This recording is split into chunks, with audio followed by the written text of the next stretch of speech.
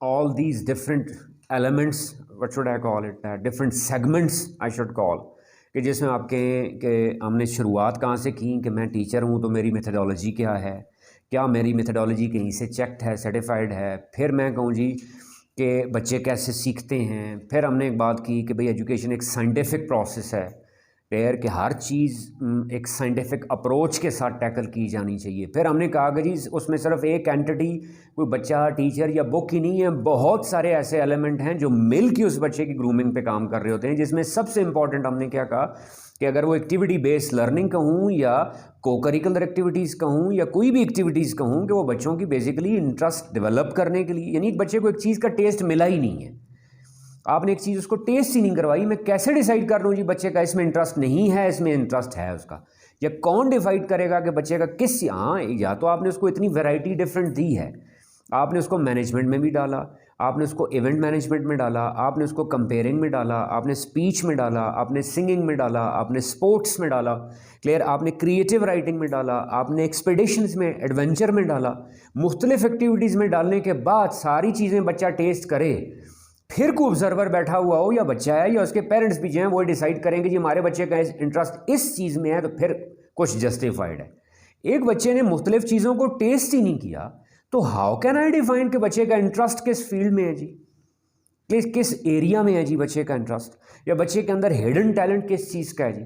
तो वो एक्टिविटीज़ सारी, उनका पर्पस ये था, एकेडमिक एक्टिविटीज़ का पर्पस भी आप कह लें somehow somewhat, directly indirectly यही था, को करिकुलर एक्टिविटीज़ का भी यही था, किसी भी किस्म की यही था। यानी हमने उनको पहले डिफाइन ही नहीं कर सके कि वो हैं क्यों, पर्पस क्या उनका। अगर कर भी दिया हमने तो हमने उनको कन्फाइंड रखा हुआ है कुछ बच्चों की हद तक। जो बच्चे ऑलरेडी हमें लगता है कि जी वो किरात में अच्छे होंगे, नात में अच्छे होंगे, डिबेट में अच्छे होंगे, स्पोर्ट्स में अच्छे होंगे, इवेंट मैनेजमेंट में अच्छे होंगे, ऑर्गेनाइजर्स अच्छे साबित होंगे, ले प्लानर अच्छे साबित होंगे, स्ट्रेटेजाइजर अच्छे साबित होंगे, उन बच्चों को फ्रंट पे लाया जाता है। अब एक बच्चा है जिसके अंदर सपोज इवेंट मैनेजमेंट नहीं है, ऑर्गेनाइजेशन नहीं है, ले मैनेजरियल स्किल्स नहीं है, तो ये मेरा being a teacher, being an institute, being a system, मेरी रिस्पॉन्सिबिलिटी है ना कि मैं उसमें वो डेवलप करने की कम से कम कोशिश तो करूं, या अगर डेवलप नहीं कर रहा तो कम से कम उस चीज़ का उसको टेस्ट तो दूं ना, वो कि वो है क्या, ये अच्छा होगा बुरा होगा बाद में मैं उसकी फील्ड चेंज कर दूंगा ना। कोई कुरानिक वर्ड्स तो नहीं है, कोई होली बाइबल तो नहीं है कि मैंने एक बच्चे को जी सपोज डेक्लेमेशंस में डाला, वो अच्छा परफॉर्म नहीं कर सका तो मैं उसको चेंज करके किसी और चीज़ में ले जाऊंगा, वहाँ नहीं परफॉर्म करेगा किसी और चीज़ में ले जाऊंगा। मल्टीपल वैरायटी देना, मल्टीपल एक्सपीरियंसेस देना, एक्सपोजर्स देना, तो उसका हक बनता है ना ये। अब हम आहिस्ता आहिस्ता बढ़ रहे हैं उस मेथडोलॉजी की तरफ। कुछ और ऐसे फैक्टर्स कि बच्चे का जो मैं कहूँ जी कि लर्निंग स्टाइल उसका कहें, लर्निंग मोड उसका कहें, क्लियर, कौन सी ऐसी चीज़ें हैं जो उसकी लर्निंग को डिफाइन कर रही होती हैं। अगरचे बच्चा है क्रिएटेड तो सब एक सेम है, लेकिन उनमें वैरायटी कैसे आती है, वो डिफरेंट कैसे होते हैं। कौन कौन से ऐसे फैक्टर हैं जी, आपको स्क्रीन पे नज़र आ रहे होंगे। कौन से क्या प्रोसेस है जिसके थ्रू बच्चे का कोई मैं कॉन्सेप्ट कह लूँ, कोई सब्जेक्ट कह लूँ, कोई डिसिप्लिन कह लूँ, कोई स्किल कह लूँ, जिस पे जब काम करने की कोशिश करता हूँ तो बिहाइंड द सीन हो क्या रहा होता है कि नंबर वन बच्चा एक एब्जॉर्ब करता है उस इन्फॉर्मेशन को।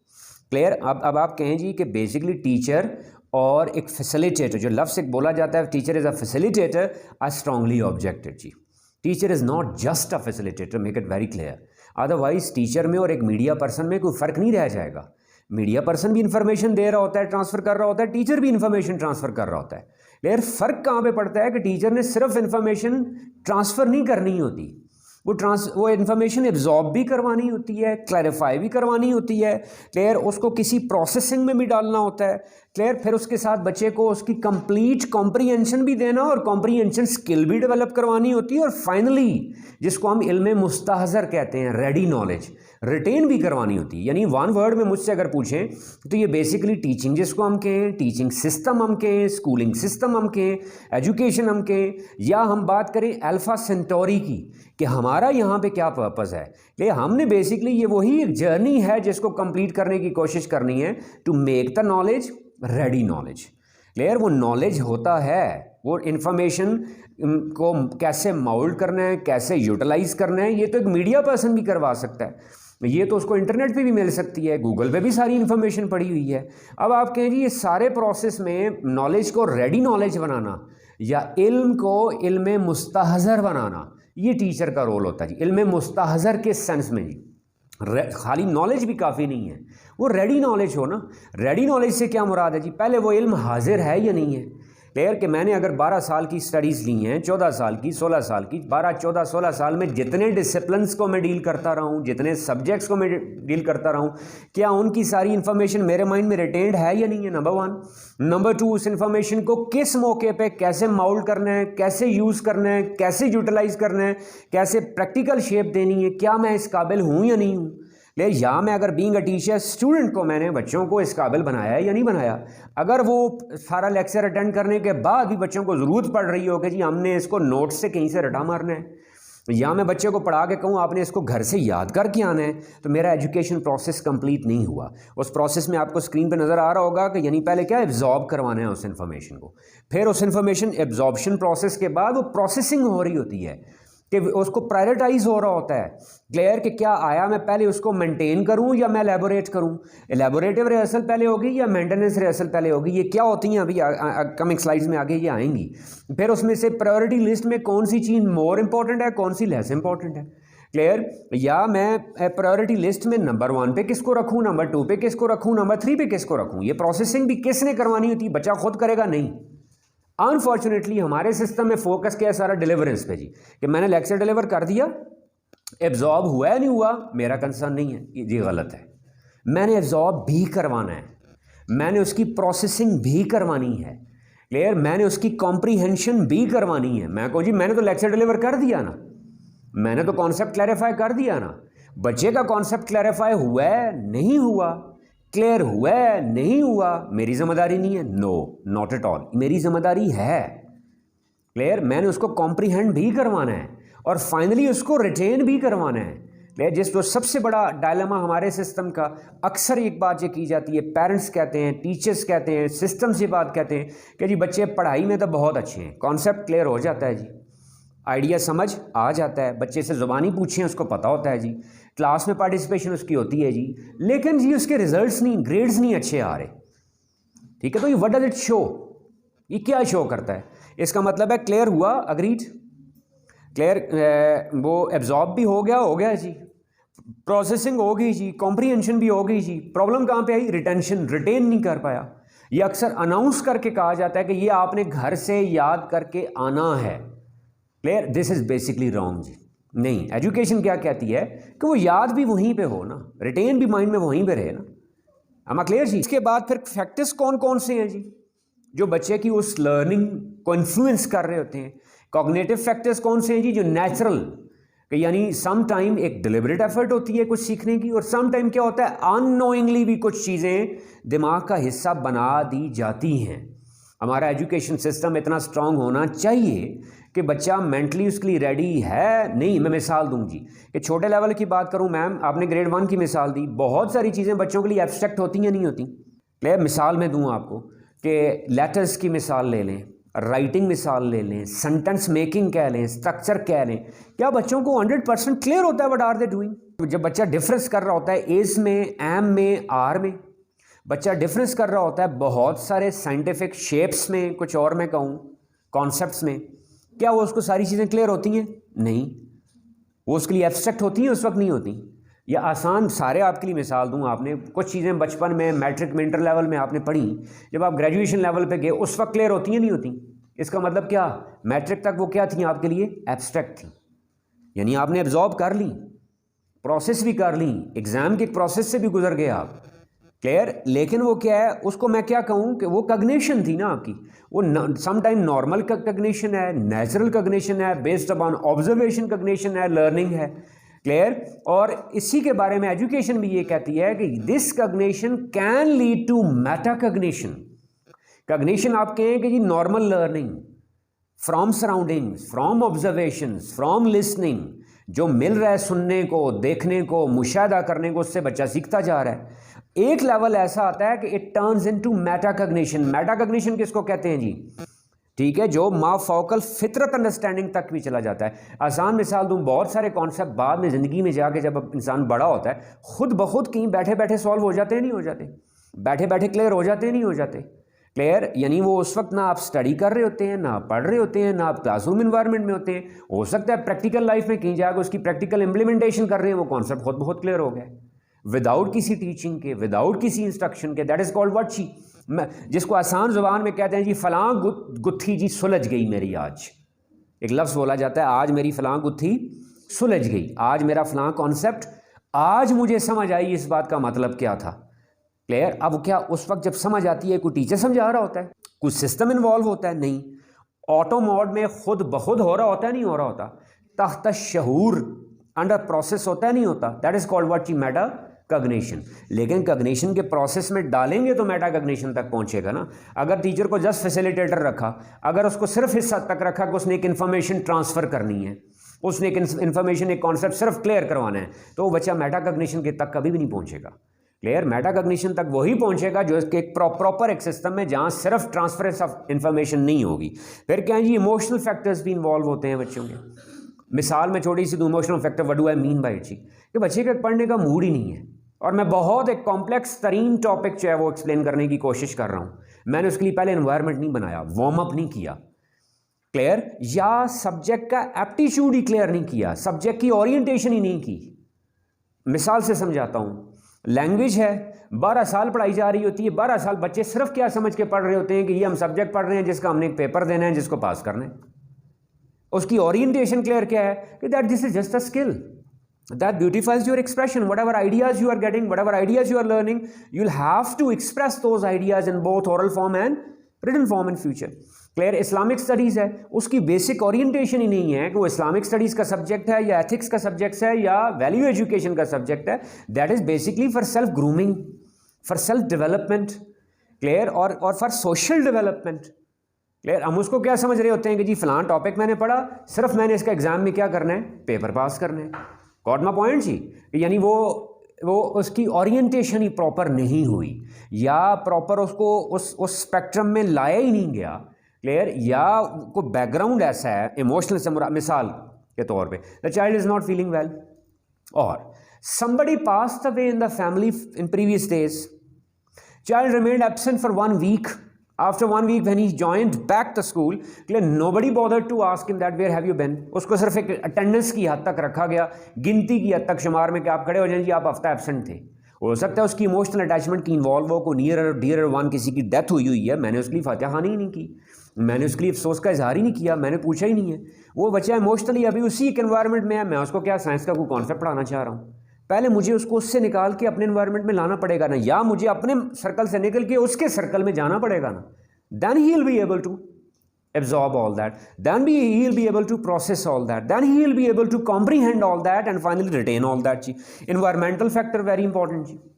As I told you, surrounding में, उसी environment में I am ignoring certain fact जी।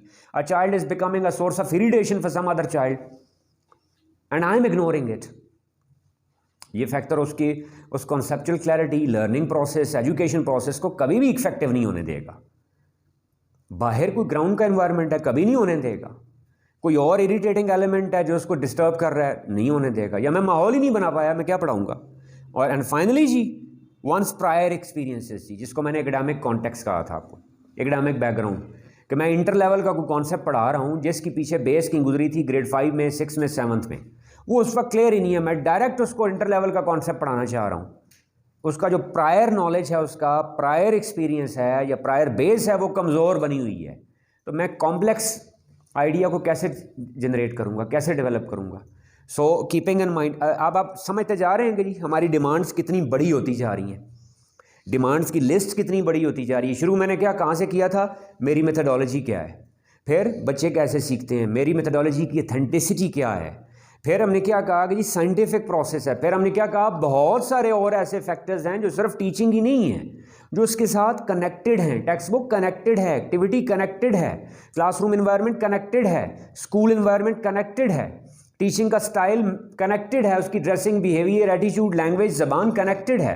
फिर क्या कहा, प्रोसेस कौन सा है, फिर और फैक्टर कौन से हैं, फिर बढ़ता जा रहा है ये। इन सारों को कैटर करने के लिए फिर डिफरेंट हमें अप्रोचेस नज़र आ रही होती हैं, जिन सारों का मकसद क्या है, कोई मेथडोलॉजी डेवलप करना।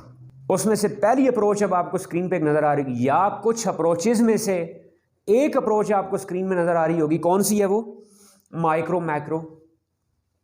कौन से बच्चे हैं जी जिनको मैंने इंडिविजुअली ट्रीट करना है? मेरी प्रॉब्लम क्या है? 30 की क्लासरूम है मेरे सामने एवरेज,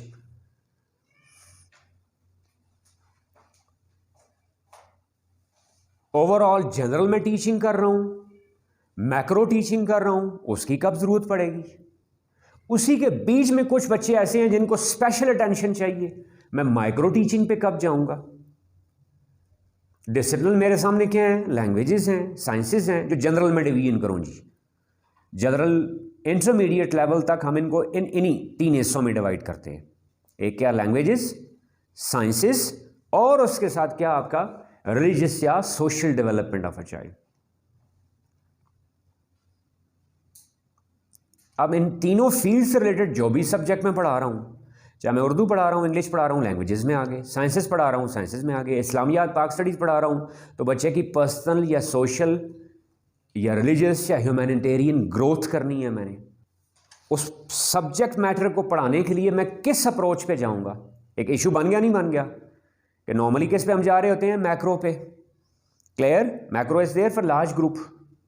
क्लियर? और आसान तरीन ज़बान में डेफिनेशन जो निकालेंगे 1000 हाँ मिलेंगी। मैं क्रक्स किस पे जाना चाह रहा हूं कि मैंने जनरल टीचिंग जिसको हम कह रहे होते हैं, जनरल डिलीवरेंस जिसको हम कह रहे होते हैं। क्लियर? माइक्रो लेवल पे क्या? जब मैं टारगेटेड पे जा रहा हूं, लेस नंबर ऑफ स्टूडेंट्स पे। अब मैं क्या लेस नंबर ऑफ स्टूडेंट्स की अलग क्लास सेपरेट मैनेज तो नहीं कर सकता ना। मेरे पास वही 40 मिनट हैं जहां से हमने बात शुरू की थी, वही क्लास है। अब कहें जी उसके लिए अलग टाइम, तो वो बेशक आप अरेंज कर लें जी, लेकिन उसका वो इफेक्ट नहीं होगा जो क्लासरूम के अंदर होता है, जो आपके सामने रिजल्ट्स एकेडमीज़ के, ट्यूटोरियल्स के, ट्यूटर्स के। क्या हमने अपना बेसिक एजुकेशन सिस्टम स्ट्रांग नहीं किया? हमने उसका हल क्या निकाला जी? जुगाड़ी हल जिसको मैं कहता हूँ कि क्या जी ट्यूशन लगवा देंगे, एकेडमी लगवा देंगे। क्या एकेडमी ट्यूशन लगवाने से वो रिजल्ट्स निकले हैं? नहीं। कि वो बच्चे की ग्रूमिंग हुई है? नहीं। वो स्किल्स डेवलप हुए हैं? नहीं। इसका मतलब है चाहे मैक्रो है चाहे माइक्रो है, मुझे उसी 40 मिनट के अंदर रखना पड़ेगा।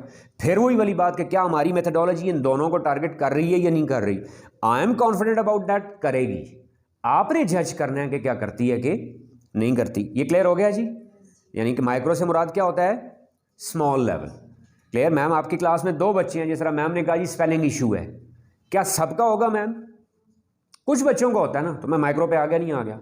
लैंग्वेज स्किल्स हैं, क्या मैम सब बच्चों का इशू होता है एट अ टाइम? नहीं, कुछ का होगा ना। कुछ का लैंग्वेज स्किल इशू है, कुछ का वोकैबुलरी इशू है, कुछ का प्रोनाउंसिएशन इशू होगा, कुछ का रिटेंशन इशू होगा, कुछ का क्लास कॉन्सेंट्रेशन इशू होगा। तो मैं इन सारी चीज़ों को जब सेपरेटली लूँ, बच्चों को कैटेगराइज करूँगा, तो मैं माइक्रो पे आ गया, नहीं आ गया? अब मैं अपनी एक 40 मिनट का कैसे लेसन प्लान करूँ कि जो माइक्रो को भी डील करे और मैक्रो को भी करे। मैक्रो क्या है? लार्ज स्केल मेरे ऑब्जेक्टिव्स के हैं, जनरलाइज्ड ऑब्जेक्टिव्स के हैं, मैंने क्लासरूम के अंदर कैसे टारगेट करने हैं, जो डेली के प्रोसेस का हिस्सा है, जो मेरी डेली की रूटीन का हिस्सा है। और माइक्रो कौन कौन से हैं जो मैंने क्या, मैं यहाँ माइक्रो किस सेंस में ले रहा हूँ मैं वो बता रहा हूँ। माइक्रो की जनरल डेफिनेशंस क्या हैं, कितनी हैं, कितने हज़ार हैं, नन ऑफ माई बिजनेस, वो आप जाकर उनको सर्च कर लीजिएगा। हम क्या ले रहे हैं माइक्रो को यहाँ पे? स्मॉल स्केल टारगेटेड टीचिंग, कि जो मैंने एक स्टूडेंट फाइल बनाई हुई है, स्टूडेंट पर्सोना बनाया हुआ है, जिसमें मैंने कैटेगराइज किए हुए हैं बच्चे। कौन से 5 बच्चे कंसंट्रेशन लेवल में वीक हैं, कौन से 5 बच्चे बिहेवियर इशू है, कौन से 5 बच्चे होमवर्क इशू है, कौन से 5 बच्चे उनका रिप्रोडक्शन एबिलिटी स्ट्रांग नहीं है, यानी एक्सप्रेसिव नहीं है वो, बोथ ऑरल या रिटन में। उसको मैं माइक्रो में कैसे टारगेट करूंगा? क्या मेरी मेथडोलॉजी इन दोनों को कैटर करती है, इन दोनों को एंटरटेन करती है? और एक तरह की अप्रोच पे जाऊं जी, वो कौन सी है? डिडक्टिव वर्सेस इंडक्टिव जी।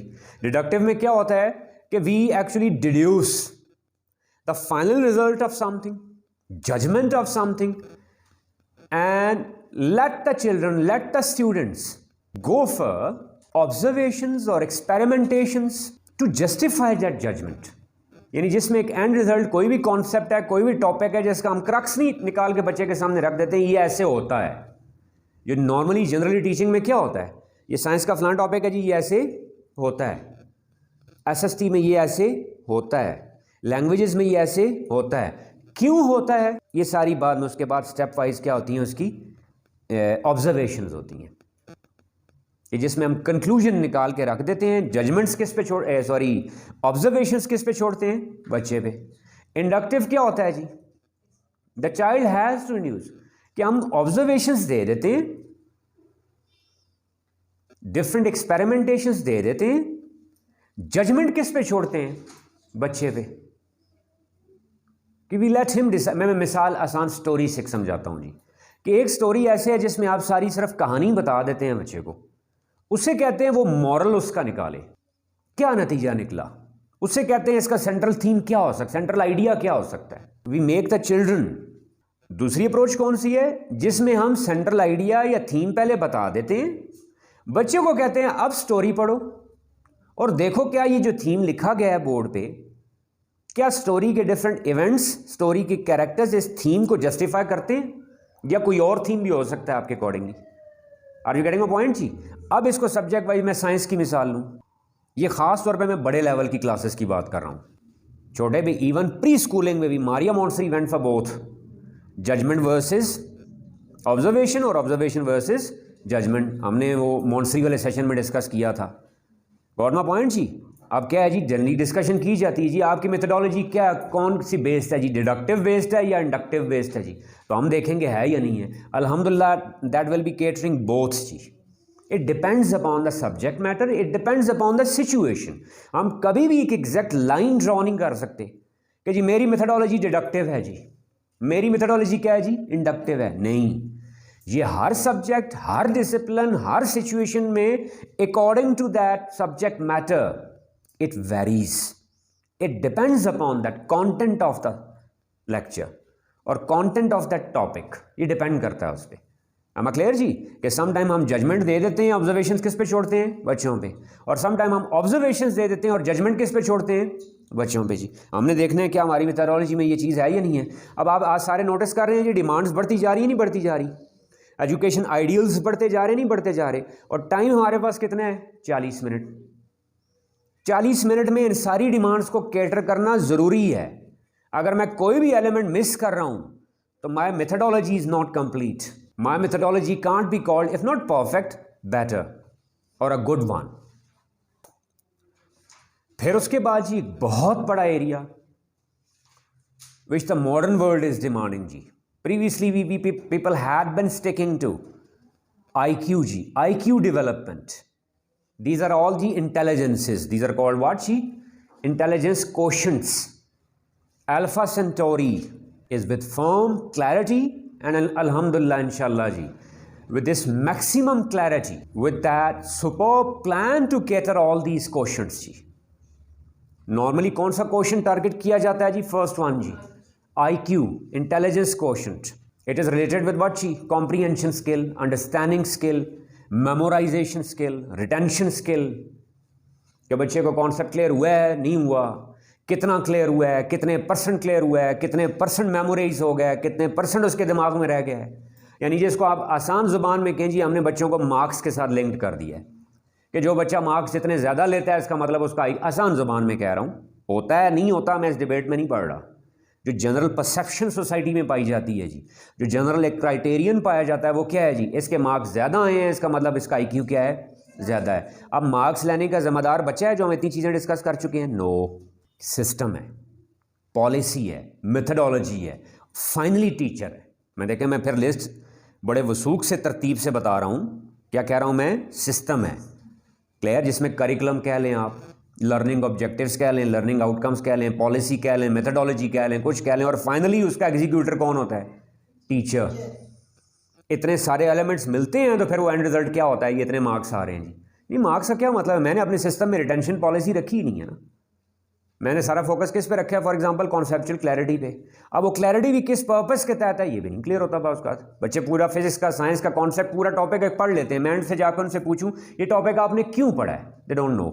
इस टॉपिक में से क्वेश्चन क्या हो सकता है आप पे? Don't know. इस टॉपिक की प्रैक्टिकल एप्लीकेशन क्या है? They don't know. If they know, well and good, superb, excellent. If they don't know, alarming for me. Am I clear? दूसरा कौन सा है जी क्वेश्चन? दूसरी इंटेलिजेंस, इमोशनल क्वेश्चन जी, पर्सनल फीलिंग्स, लाइकिंग, डिसलाइकिंग, जिसके अंदर आता है इंटरेस्ट जी, जो जनरलाइज एक हर जगह जी, बच्चे का जी इंटरेस्ट ये है।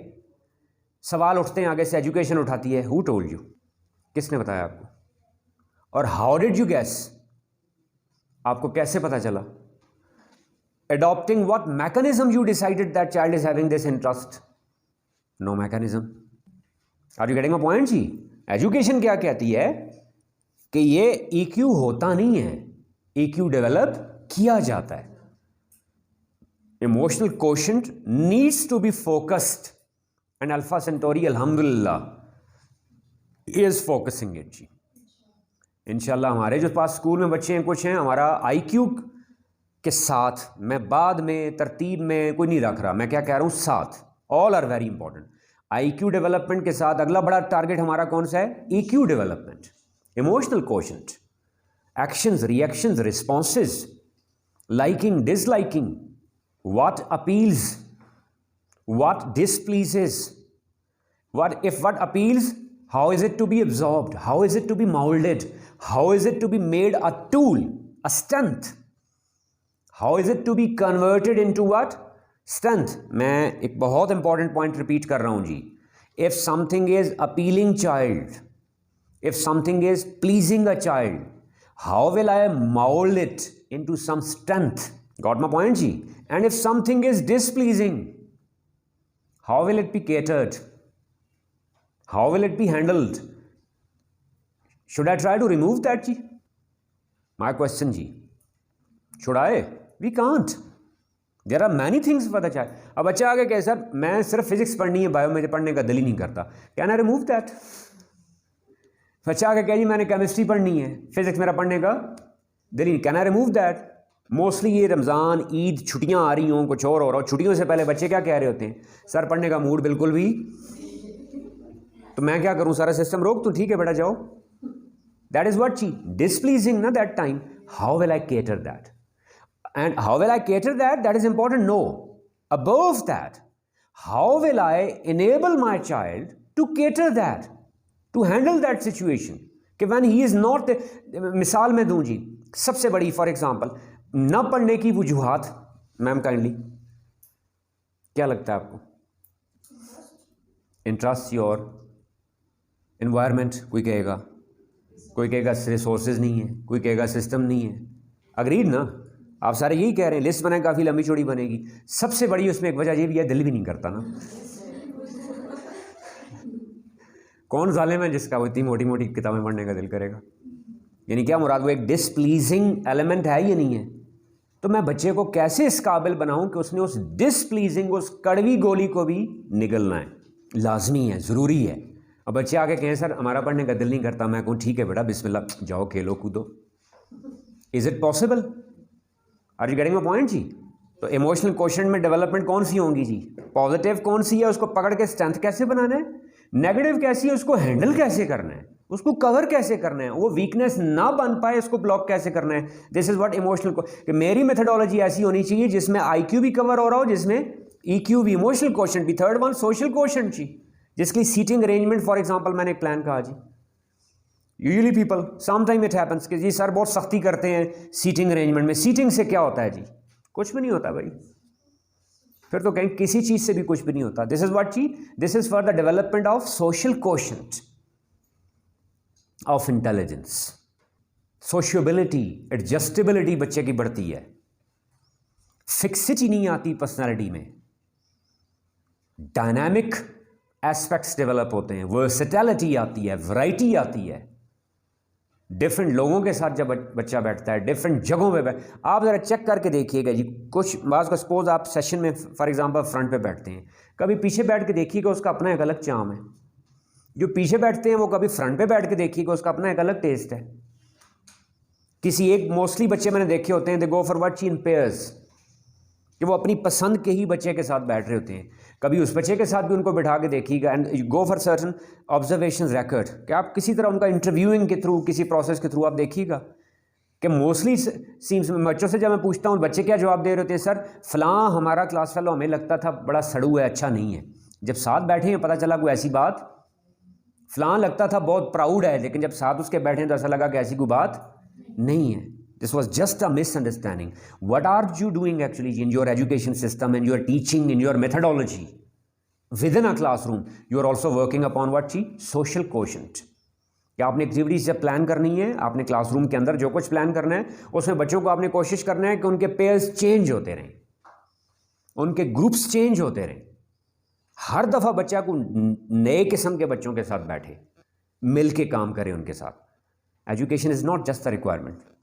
Clear? Requirement regarding what? Grades? No. Requirement regarding what जी? वो बुक पढ़ ली, इसका रटा मार लिया? No. That is also requirement of education जी। लास्ट वन जी, वेरी इंपॉर्टेंट, खास तौर पे इसमें पेरेंट्स को टारगेट करके रिक्वेस्ट करूंगा जी, एडवर्सिटी कोशेंट, जो बहुत इग्नोर किया जा रहा है, जो मीडिया पे, सोशल मीडिया पे अनफॉर्चुनेटली जी news are there regarding what? Suicide, increasing suicide cases, increasing frustration cases, stress management जी। मोस्टली स्टूडेंट्स डिमांड जी कि सर स्ट्रेस मैनेजमेंट का सेशन कब करवाएंगे जी? Are you getting my point? It has become a problem of everybody now, not only students, everybody, because life is there with versatility, now with variety, with speed.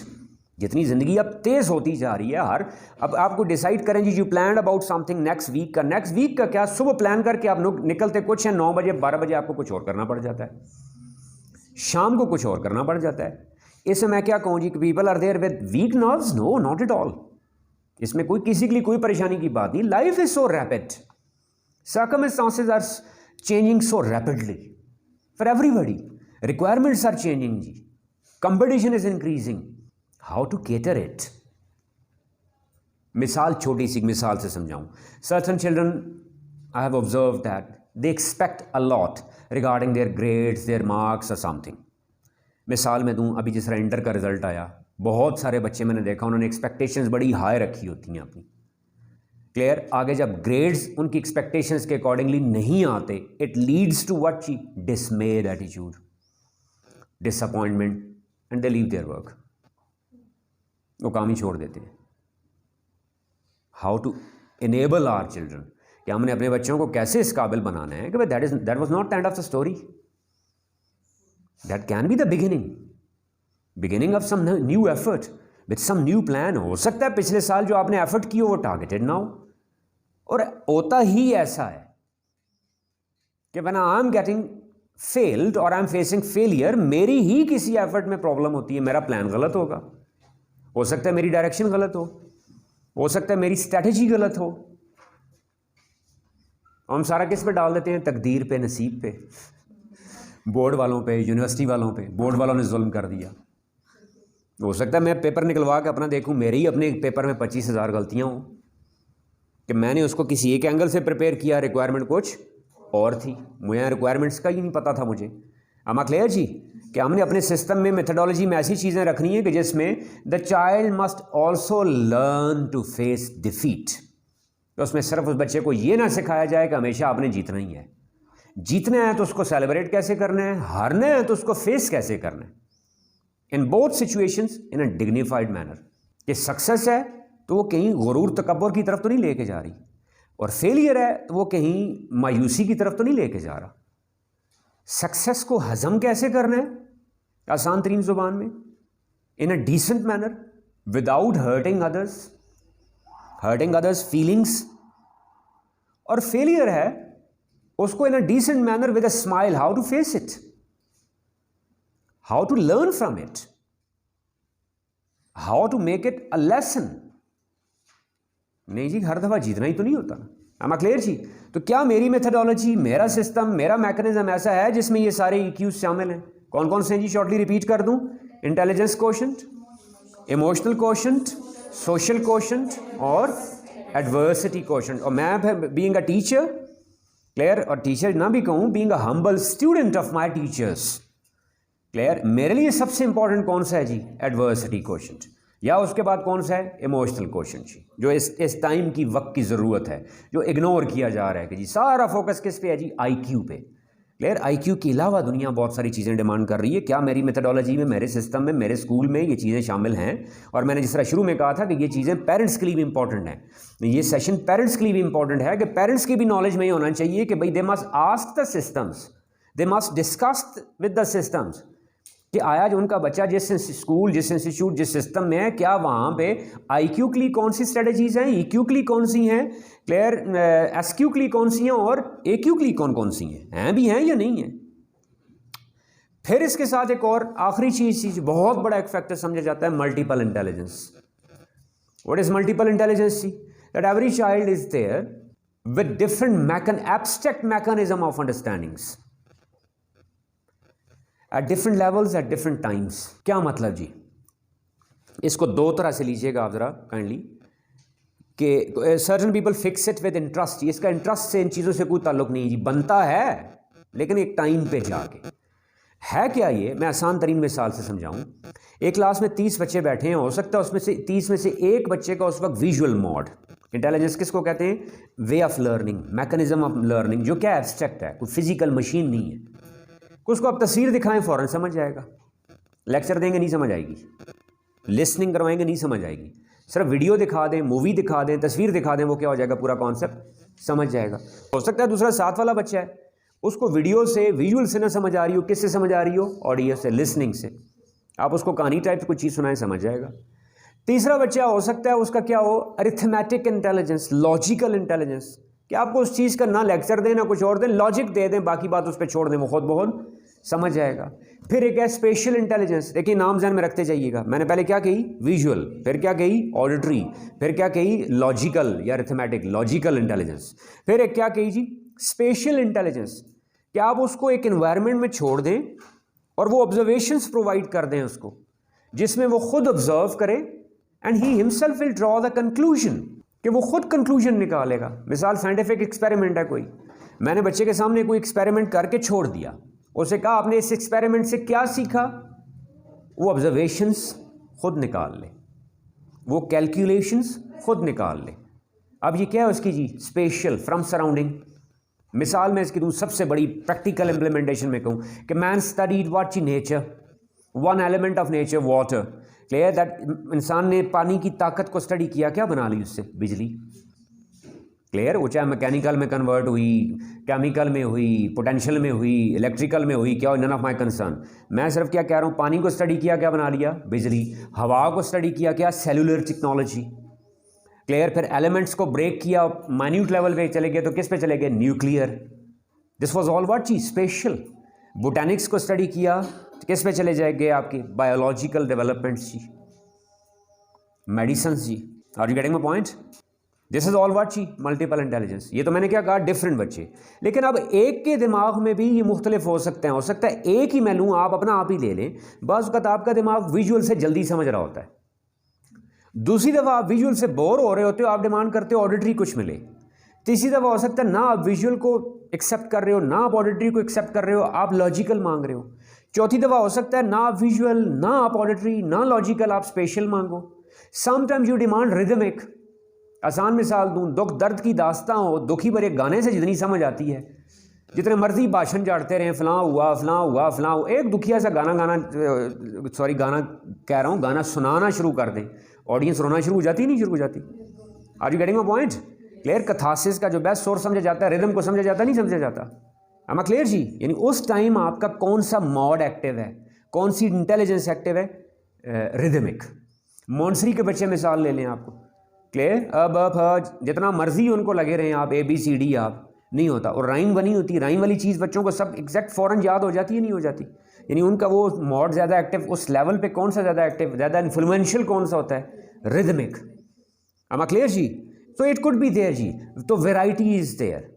अब आप कहें जी फिर problem बढ़ती जा रही है मेरी, कभी मेरी टीचिंग में मैक्रो भी हो, माइक्रो भी हो, मेरी टीचिंग डिडक्टिव भी हो, इंडक्टिव भी हो, उसमें IQ भी हो, उसमें EQ भी हो, SQ भी हो, AQ भी हो। अब एक और बात बढ़ा दी, उसमें क्या हो? विजुअल भी हो, ऑडिटरी भी हो, रिदमिक भी हो, लॉजिकल भी हो, स्पेशल भी हो, कैनेस्थेटिक भी हो, जमालियाती एलिमेंट भी हो।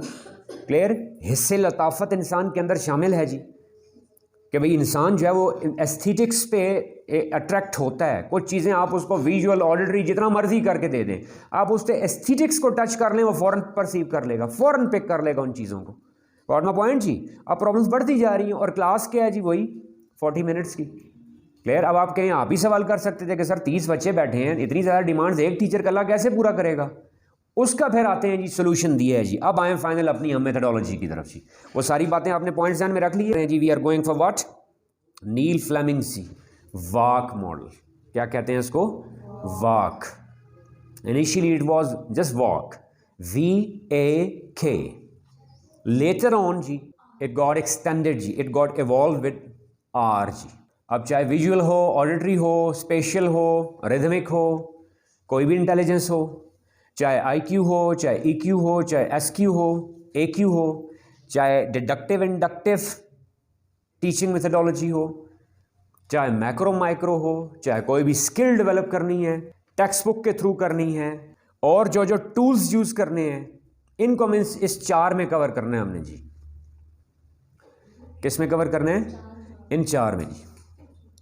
मेरा कोई भी सब्जेक्ट है, कोई भी लेवल है, मैं बड़ी ऑथेंटिसिटी के साथ कह रहा हूं जी, कोई भी लेवल है, even intermediate level, BS level, whatever level is there जी, this approach can cater all those demands,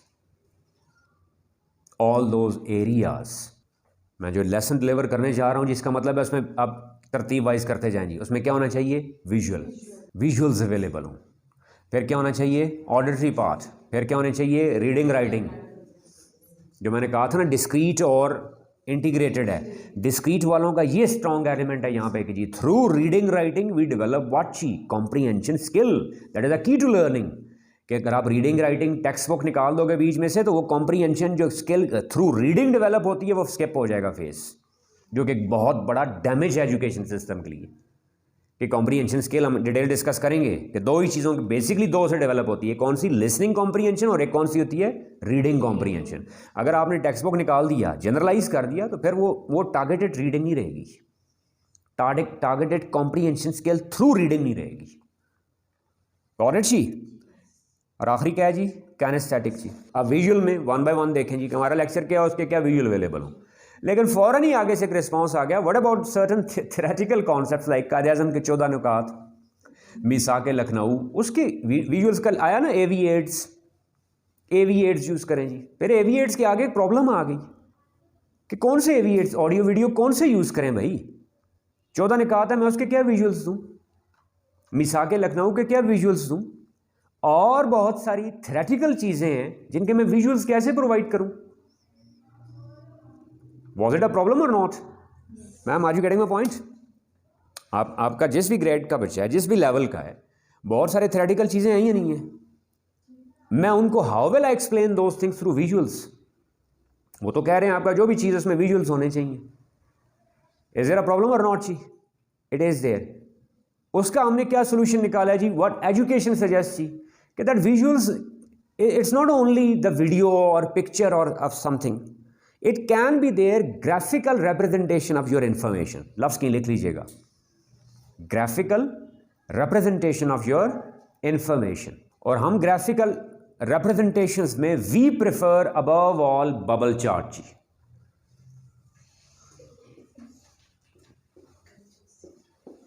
what is it जी? Bubble chart. व्हाई? बहुत इंपॉर्टेंट है, इसको बहुत गौर से सुनिएगा जी। कि हमने क्या कहा, उन्हें क्या कहा जी कि आपका जो डिलीवरेंस है किस में हो, आपका लेक्चर है, आपने कोई टॉपिक पढ़ाना है, कोई क्लैरिफाई करना है, रिटेन करवाना है, एब्जॉर्ब करवाना है, कॉम्प्रीहेंड करवाना है, रीराइट करवाना है, कुछ भी है, उसमें क्या होना चाहिए? विजुअल एलिमेंट क्या है? लाजमी है। उसी को टूल बनाया एजुकेशन ने, साथ उसकी एक प्रॉब्लम और सॉल्व कर दी जो बहुत बड़ी प्रॉब्लम है, बहुत बड़ी problem, which is called what जी? रिटेंशन, या आसान ज़ुबान में आप कह लें मेमोराइजेशन। कि जितनी इन्फॉर्मेशन है साथ मेमोराइज भी टीचर ने करवानी है। कि हमने टॉपिक पढ़ा दिया, मेमोराइज दिमाग में रहा या नहीं रहा? क्लियर? उस मेमोराइजेशन के लिए आपको बहुत important, we talk about what जी? Short term memory, working memory and long term memory. Clear? और रिक्वायर्ड कौन सी होती है जी? Above all long term memory. कौन सी मेमोरी चाहिए होती है? जो अक्सर नहीं कह रहे होते जी बच्चा बोलने में बहुत अच्छा है, क्लास पार्टिसिपेशन में बहुत अच्छा है, लेकिन एग्जाम में अच्छा नहीं है, इंटरव्यू में अच्छा या प्रिसाइजली उसको बोलना हो तो नहीं है, जनरल डिस्कशन में ठीक है, एग्जैक्टली उसको पूछें उसको नहीं पता होता। यानी कौन सा एरिया वीक जा रहा है? Long term memory. एग्जाम में रखिएगा जी मेमोरी कौन कौन सी? Short term, working, long term. Short term कौन सी होती है? Where you actually retain data for a short span of time, जिस तरह मैथ की कैलकुलेशन नहीं करते आप, शॉर्ट टर्म और वर्किंग बहुत क्लोजर हैं एक दूसरे के। जो थोड़ी देर के लिए आप डिजिट्स माइंड में रखते हैं कि पहला 6 था फिर 9 था, यानी इनको जमा करना है, इसको फिर इसमें से ये माइनस करना है, वो आपकी वो क्या है, शॉर्ट टर्म या वर्किंग। और लॉन्ग टाइम क्या है, जो आपने सपोज मैट्रिक में 10 साल पहले पढ़ा, जिसको हमने इल्म मुस्तहज़र कहा था, रेडी नॉलेज, हाजिर इल्म। दुनिया को इल्म मुस्तहज़र चाहिए, इल्म नहीं चाहिए। मुझसे कुछ सवाल पूछा जा रहा है, मैं कहूँ जी हाँ मैंने पढ़ा था, मेरे माइंड में है, लेकिन मुझे याद नहीं है, तो वो एक्सेप्टेबल नहीं है। वो किसी एग्ज़ाम में मैं लिख सकता हूँ मैंने पढ़ा था, मुझे अभी याद नहीं है। मैं किसी इंटरव्यू में कह सकता हूँ मैंने पढ़ा था, मुझे अभी याद नहीं है। जो आप सारा साल मेहनत करते हैं, मेहनत करने के बाद टीचर्स को अक्सर प्रॉब्लम होती है, बच्चों के एंड पर रिजल्ट ख़राब हुआ होता है, पेरेंट्स आके कहते हैं जी आपने पढ़ाई ठीक नहीं होता। वो पढ़ाने में प्रॉब्लम नहीं है, प्रॉब्लम सिर्फ किस में थी, कॉन्सेप्चुअल क्लैरिटी में नहीं थी, रिटेंशन में प्रॉब्लम थी। तो रिटेन करवाने के लिए उन्होंने क्या कहा जी कि we need to work upon what जी, short term memory, working memory and specifically what, long term memory. अब मेमोरी के लिए उन्होंने 2 एक्सरसाइजेज बताई हैं जी। मेमोरी स्ट्रेंथन करने के लिए क्या होती हैं, 2 एक्सरसाइजेज। वो कौन सी 2 एक्सरसाइजेज हैं, और आप हैरान होंगे, हम इन एक्सरसाइजेज की तरतीब में mostly we go for reverse. उसमें तरतीब में पहले कौन सी आती है जी, मेंटेनेंस रिहर्सल। कौन सी रिहर्सल है जी, maintenance rehearsal. Whatever topic, subject matter, content, जो कोई भी है, उसको डिलीवर करते वक्त, चाहे मैं एक्सपोजिशन के फेज में हूं, किसी भी फेज में हूं, पहले मैंने उसको मेंटेन करवाना है जी। और एजुकेशन में तरतीब में पहले आती भी क्या है टॉपिक की, एक्सपोजिशन है। We expose it at first, जिस तरह हमने कहा नहीं था, वहां एब्जॉर्ब होता है, फिर प्रोसेस होता है, फिर कॉम्प्रीहेंड होता है, और फिर रिटेन होता है। तो पहले हमने क्या कराना है जी, मेंटेन। मैं इसको आसान तरीन ज़ुबान में कह रहा हूँ जी। मेरा आज का जो टॉपिक है जी, अब देखें तरतीब वाइज लेते जाएं। लैंग्वेजेस में बात करें तो वहाँ मोस्टली क्या होता है, कोई एक आइडिया होता है ना, या वो प्रोज में होता है या पोइट्री में, या वो नज़म में है या वो नसर में है, ऐसा ही होता है ना, या वो कोई कहानी है, कोई आइडिया है, जो कुछ भी है, कुछ इवेंट्स, कुछ कैरेक्टर्स होते हैं उसके। कितने इवेंट्स हैं, मिसाल नज़म की ले लें, हमद हैं, कितने उसमें बंद हैं, कितने स्टेंजाज हैं, क्लियर, 8 हैं, 10 हैं, मैंने पहले वो मेंटेन करवाऊंगा। साइंसिस का पे आ जाए, टॉपिक है, मेन उस टॉपिक के मेन पॉइंट्स कितने हैं, 18 हैं, 20 हैं, मैं पहले सिर्फ क्या करवाऊंगा, मेंटेन, नाम की हद तक। किस हद तक, नाम की हद तक, क्लियर। नंबर 1, नंबर 2, और नंबरिंग करनी है मैंने, नंबर 3, नंबर 4, नंबर 5। सपोज मैं, मेरे पास अभी स्पेस इतनी है, मैं 5 कह रहा हूं, सिर्फ नाम की हद तक। Am I elaborating all those things, no. मैं उनकी कोई डिटेल में डिस्कशन में जा रहा हूं, नो। मैं एलैबोरेट कर रहा हूं, कोई कॉन्सेप्चुअल क्लैरिटी करवा रहा हूं, नहीं। सिर्फ क्या करवा रहा हूं, मेंटेन। क्या करवा रहा हूं, maintain. At first I need to maintain, और मेंटेन करवा रहा हूं मैं, ये गौर से सुनिएगा, मैं नहीं कह रहा मैं मेंटेन कर रहा हूं, मेंटेन करवा रहा हूं।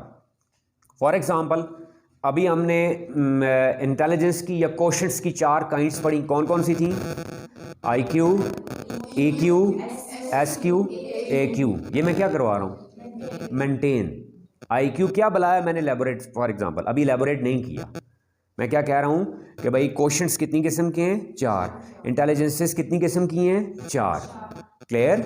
नाम क्या उनके, IQ, EQ, SQ, AQ। पहले सिर्फ मेंटेन, और मेंटेन करवाते वक्त now this is the time जी, clear, this is the time where I am developing chemistry, where I am targeting students, clear. अब question, always remember that question is considered to be the strongest tool of a teacher. Question is never there for the sake of information all the time. No. Question is never there for the sake of assessment all the time. हमेशा नहीं होता वो. Okay. Sometimes question is there to develop a bonding. Question is there to remove hesitation. Question is there to build confidence of that child. To buck him up. Are you getting a point ji? Is that clear? कि मैं क्या साथ साथ maintain भी करवा रहा हूँ, बच्चों के साथ बॉन्डिंग भी डेवलप कर रहा हूँ। मैंने बोर्ड छोड़ दिया, मैं उनके बीच में चला जाऊंगा। Number 1 you will go for it, number 2 you will go for it, number 3 you will go for it, number 4 you will. सारों की इन्वॉल्वमेंट घुमा घुमा के हो रही नहीं हो रही। फिर साथ देखें मैं कॉन्सेंट्रेशन लेवल पे कैसे काम हो रहा है, IQ कैसे बढ़ेगा। IQ is directly proportional to concentration जी। The more you concentrate the more you get IQ जी। am I clear? और मैं फिर कह रहा हूं, हम बच्चों से मुंह से बोल के कह रहे होते हैं तवज्जो करो, दिस इज़ रॉन्ग। मैंने ऐसा कुछ करना होता है कि वो तवज्जो खुद ब खुद करे। हम कह रहे होते हैं जी आपका बच्चा क्लास में ध्यान नहीं करता, ये गलत है जी, ध्यान करवाना होता है।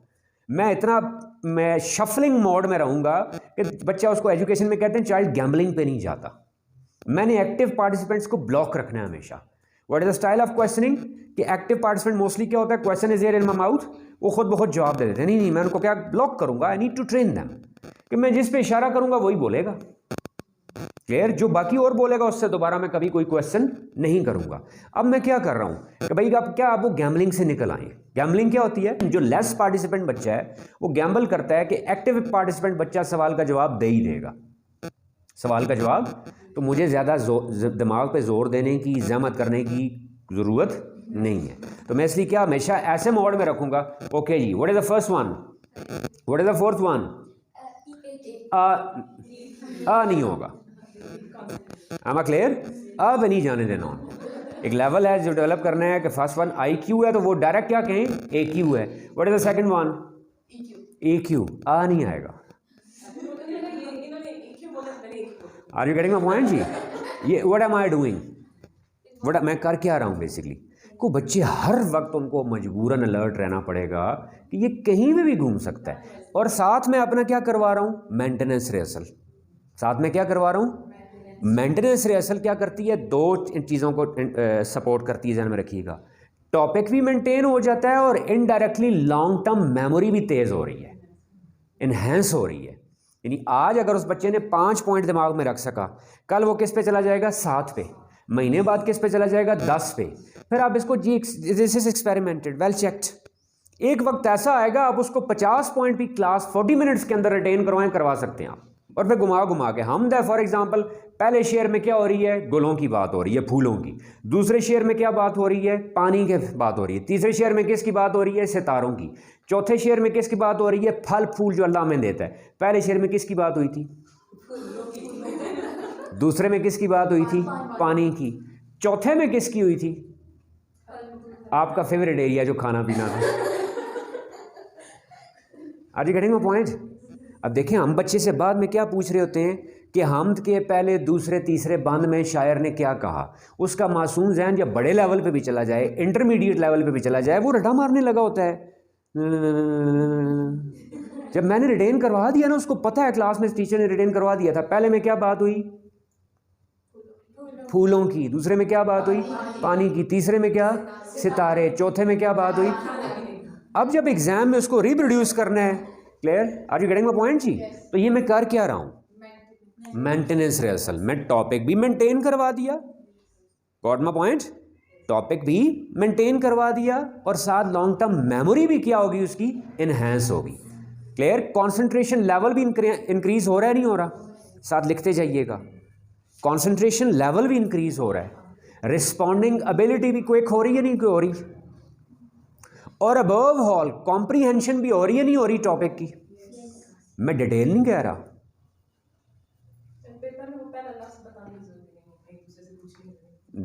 एक्सेलेंट जी, ma'am is right, she knows about कि मोस्टली ये मैम कह रही हैं कि पेपर में पहला लफ्ज़ बताने की ज़रूरत नहीं होती। ये मैंने भी ऑब्जर्व किया कि बच्चे अक्सर एग्जाम में बैठे पेन चबा रहे होते हैं और कोशिश में क्या होते हैं, उनको कहीं से पहला लफ्ज़ पता चल जाए, पहला आप बता दें, आगे वो शुरू हो जाते हैं। दे डोंट चीट, बच्चे चीटिंग नहीं कर रहे होते। मैं नहीं मानता हमारे बच्चे चीटर नहीं है।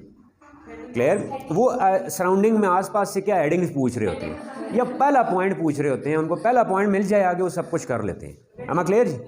रेडी नॉलेज नहीं होता। वेरी गुड जी, मैम सेइंग कि उनका रेडी नॉलेज भी इससे क्या हो रहा है, स्ट्रांग हो रहा है। गॉट माय पॉइंट जी? अब मैंने मेंटेन करवा दिया इसको। आप हर लेवल, हर सब्जेक्ट पे ये एप्लीकेबल है। मेक इट क्लियर जी कि आपने चेक करना है इसको, चाहे ये BS लेवल है, मास्टर्स लेवल है। I take masters classes, I take BS classes. कि मैंने वर्ड्सवर्थ डिस्कस करना है, मैंने क्लासिक्स डिस्कस करने हैं, रोमांटिक्स डिस्कस करने हैं, और मैं लगा हूँ जी कि भाई उसके फ़लाँ की डेट ऑफ बर्थ ये थी, उसके अब्बा जी की डेट ऑफ डेथ ये थी, फ़लाँ की ये थी, फ़लाँ। नहीं। क्लियर? आप किसी से भी पूछ सकते हैं। उस वक्त भी ऐसा करते थे कि सर ये बोर्ड पे गोल गोल दायरे बनाते रहते हैं। Eight first I maintain all that कि टोटल, फॉर एग्जांपल क्लासिक्स का क्रक्स क्या है, क्लासिक्स की कंटेंट में क्या, क्लासिक्स की फॉर्म में क्या डिफरेंस है। क्लियर? कंटेंट्स में क्या लिमिटेशंस थी उनकी, फॉर्म में क्या लिमिटेशंस थी, कंटेंट में क्या वैरायटी थी, फॉर्म में क्या वैरायटी थी। Then later on I elaborate जी साइंसेस में आप आएँ, क्लियर, आपका साइंस का कोई भी टॉपिक है तो पहले उसका क्रक्स जो मैटर है, मैं आसान इसको कमरे से समझा लूँ जी, कि अगर मैं इस कमरे में एंटर, समझ लें ये आपका डाइजेस्टिव सिस्टम है, डाइजेस्टिव सिस्टम है जी। फेरिंक्स से शुरू करते हैं बच्चे आप, ऑरल कुछ, ऑरल कैविटी है, कुछ है, फेरिंक्स है, लिरिंक्स है, ये जो कुछ भी है, हम क्लियर, फिर फलां लाइन से जा रहा है, फलां जगह होता है। मैं मिसाल ले लें कि जी दरवाजे सेंटर हुआ, मैं अब कर क्या रहा हूँ, this is called maintenance rehearsal, this is called what, maintenance rehearsal. कैसे कर रहा हूँ, मैं कह रहा हूँ कि जी यहाँ पे कितने, सिर्फ 4 दरवाजे, क्लियर, एक विंडो है, एक डाइस है, एक पंखा है, इतनी चेयर्स हैं, क्लियर, मैं पहले सिर्फ ये याद करवा रहा हूँ, हो गई आपको याद। अब इसकी दूसरी लैबोरेटिव रिहर्सल कैसे होगी, जब मेंटेन हो गए ना, इतने पंखे, इतने दरवाजे, इतनी चेयर्स, इतना डाइस, इतना मटेरियल पड़ा है, ये मेंटेन करवा दिया। अब जब एलैबोरेट करवाऊंगा फिर एलैबोरेशन में क्या हो रहा है, इस दरवाजे की हाइट कितनी है, विड्थ कितनी है, वेट कितना है, कलर कौन सा है, क्लियर, दूसरे दरवाजे की विड्थ कितनी है, हाइट कितनी है, कलर कौन सा है, प्राइस क्या है उसकी, क्वालिटी क्या है, ड्यूरेबिलिटी क्या है, डिटेल में यही चीज़ें होती हैं नहीं होती, उसका फंक्शन क्या है, उसकी काइंड्स क्या हैं, आगे सब टॉपिक्स बनते नहीं बनते। अब जब सारे यहाँ तक पहुँचूंगा मैं, जब मैंने पहले मेंटेन करवाए हुए हैं, साथ साथ लैबोरेट करवाऊंगा, याद रहेंगे नहीं रहेंगे। अब ज़रा इसके उलट करें जी, हमारे सिस्टम में क्या हो रहा है, उलट हो रहा है, हम पहले लैबोरेट करते हैं, दूसरी रिहर्सल कौन सी है, एलैबोरेटिव रिहर्सल, क्या कहते हैं उसको, एलैबोरेटिव रिहर्सल। हम पहले लैबोरेट करते हैं कि मिसाल वो दरवाज़ा है, इसकी हाइट क्या है, विड्थ क्या है, लेंथ क्या है, सारी डिटेल पहले देंगे, पहले इस पॉइंट को सारा यहाँ लैबोरेट कर देंगे, फिर दूसरे पॉइंट को लैबोरेट करेंगे। एक में मेरा आपसे एक सवाल ये है कि अगर मैं उसको लैबोरेट करूँ, उसको लैबोरेट करूँ, इस दरवाजे को, सारों को जब मैं आखिरी उस पर पहुँचूँगा, आपको पिछला वाला याद रहेगा, मजबूरी बाद में आपको घर बैठ के रटे मारने पड़ेंगे, नहीं मारने पड़े। आज getting a point, LVH term कहीं यूज़ हुई थी, आई विजिटेड समवेयर, तो वहाँ एक मैडम ने लिखा हुआ LVH, तो मैं थोड़ा कंफ्यूज हो गया, एजुकेशन की बहुत बड़ी कोई टर्म है जो मेरी नज़र से नहीं गुजरी, जा खुदा 2-4 किताबें ढूंढनी पड़ेंगी अब। तो बड़ा झिझकते डरते ही उनसे पूछा, मैम ये LVH क्या होती है, कहती है लर्न बाय हार्ट, डायरी पे लिखा हुआ, यानी ये टॉपिक पढ़ लिया है, इसको अब क्या करो, घर से रटा मार के आओ। एजुकेशन क्या कहती है, नहीं, टीचर यहीं पे रिहर्सल करवाए, मेंटेन करवा के डिटेल्स में बाद में जाके करेगा ना। मैं फिर रिपीट कर दूं, हम पहले क्या करते हैं, एलैबोरेट, ये चंक्स हैं ना टॉपिक के, हम हर चंक को एलैबोरेट डिटेल में करते जाते हैं, और बच्चे को कहते हैं इसको जाके इसका क्रक्स घर में जाके खुद निकालना, इसका ये जो ग्राफिकल प्रेजेंटेशन है खुद निकालना, इसकी ये जो विजुअल प्रेजेंटेशन है ये खुद निकालना और ख़ुद याद करना, जो गलत है। हमने पहले क्या करवाना है, मेंटेन, फिर क्या करना है, एलैबोरेट।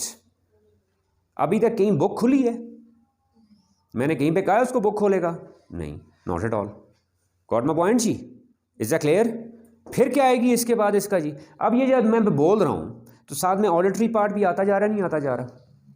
पहले फेज़ में मैंने क्या किया, मेंटेन, दूसरे फेज़ में क्या किया उसको, यानी पहले फेज़ में टोटल 5 पूरे किए, आपसे 5 पूछे, आपसे 5, जब मैं कंफर्म हो गया कि सारी क्लास मेजॉरिटी को 5 फिंगर टिप्स पे आ गया है, और जब आप अचानक यूँ पूछते ना, now you, now you, now you, now you, तो हर एक अलर्ट बैठा होता है, वहीं फिंगर टिप्स पे कर रहे होते हैं नंबर, तरतीब ही नहीं आगे पीछे होने देनी, तरतीब भी आगे पीछे नहीं होने देनी। आप देखें मल्टीपल काम कर रहे हैं, कॉन्सेंट्रेशन लेवल भी हो रही है उनके साथ।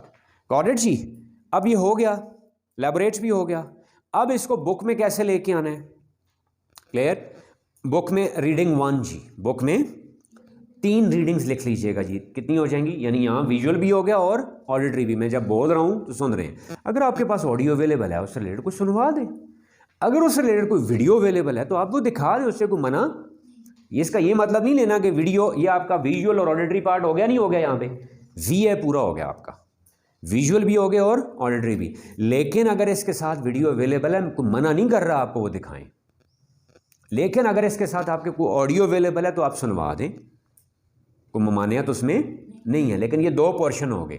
फ्लेमिंग ने क्या कहा जी, जितनी भी इंटेलिजेंसेस हैं वो आप इन चारों को कवर करें तो सारी कवर हो जाती हैं इसमें, चाहे वो स्पेशल है, चाहे वो रिदमिक है, चाहे वो अरिथमेटिक है, चाहे वो लॉजिकल है, चाहे वो काइनेस्थेटिक है, कोई और है, जितनी भी है। कई बुक्स में आपको 8 मिलेंगी, कई बुक्स में 12 मिलेंगी आपको। वो कह रहा है कि जी इन 4 को कवर कर लें, बाकी सारी कवर हो जाती हैं, हर तरह का बच्चा सेटिस्फाई हो जाता है। इसमें मैक्रो टीचिंग भी आ जाएगी, माइक्रो भी आ जाएगी।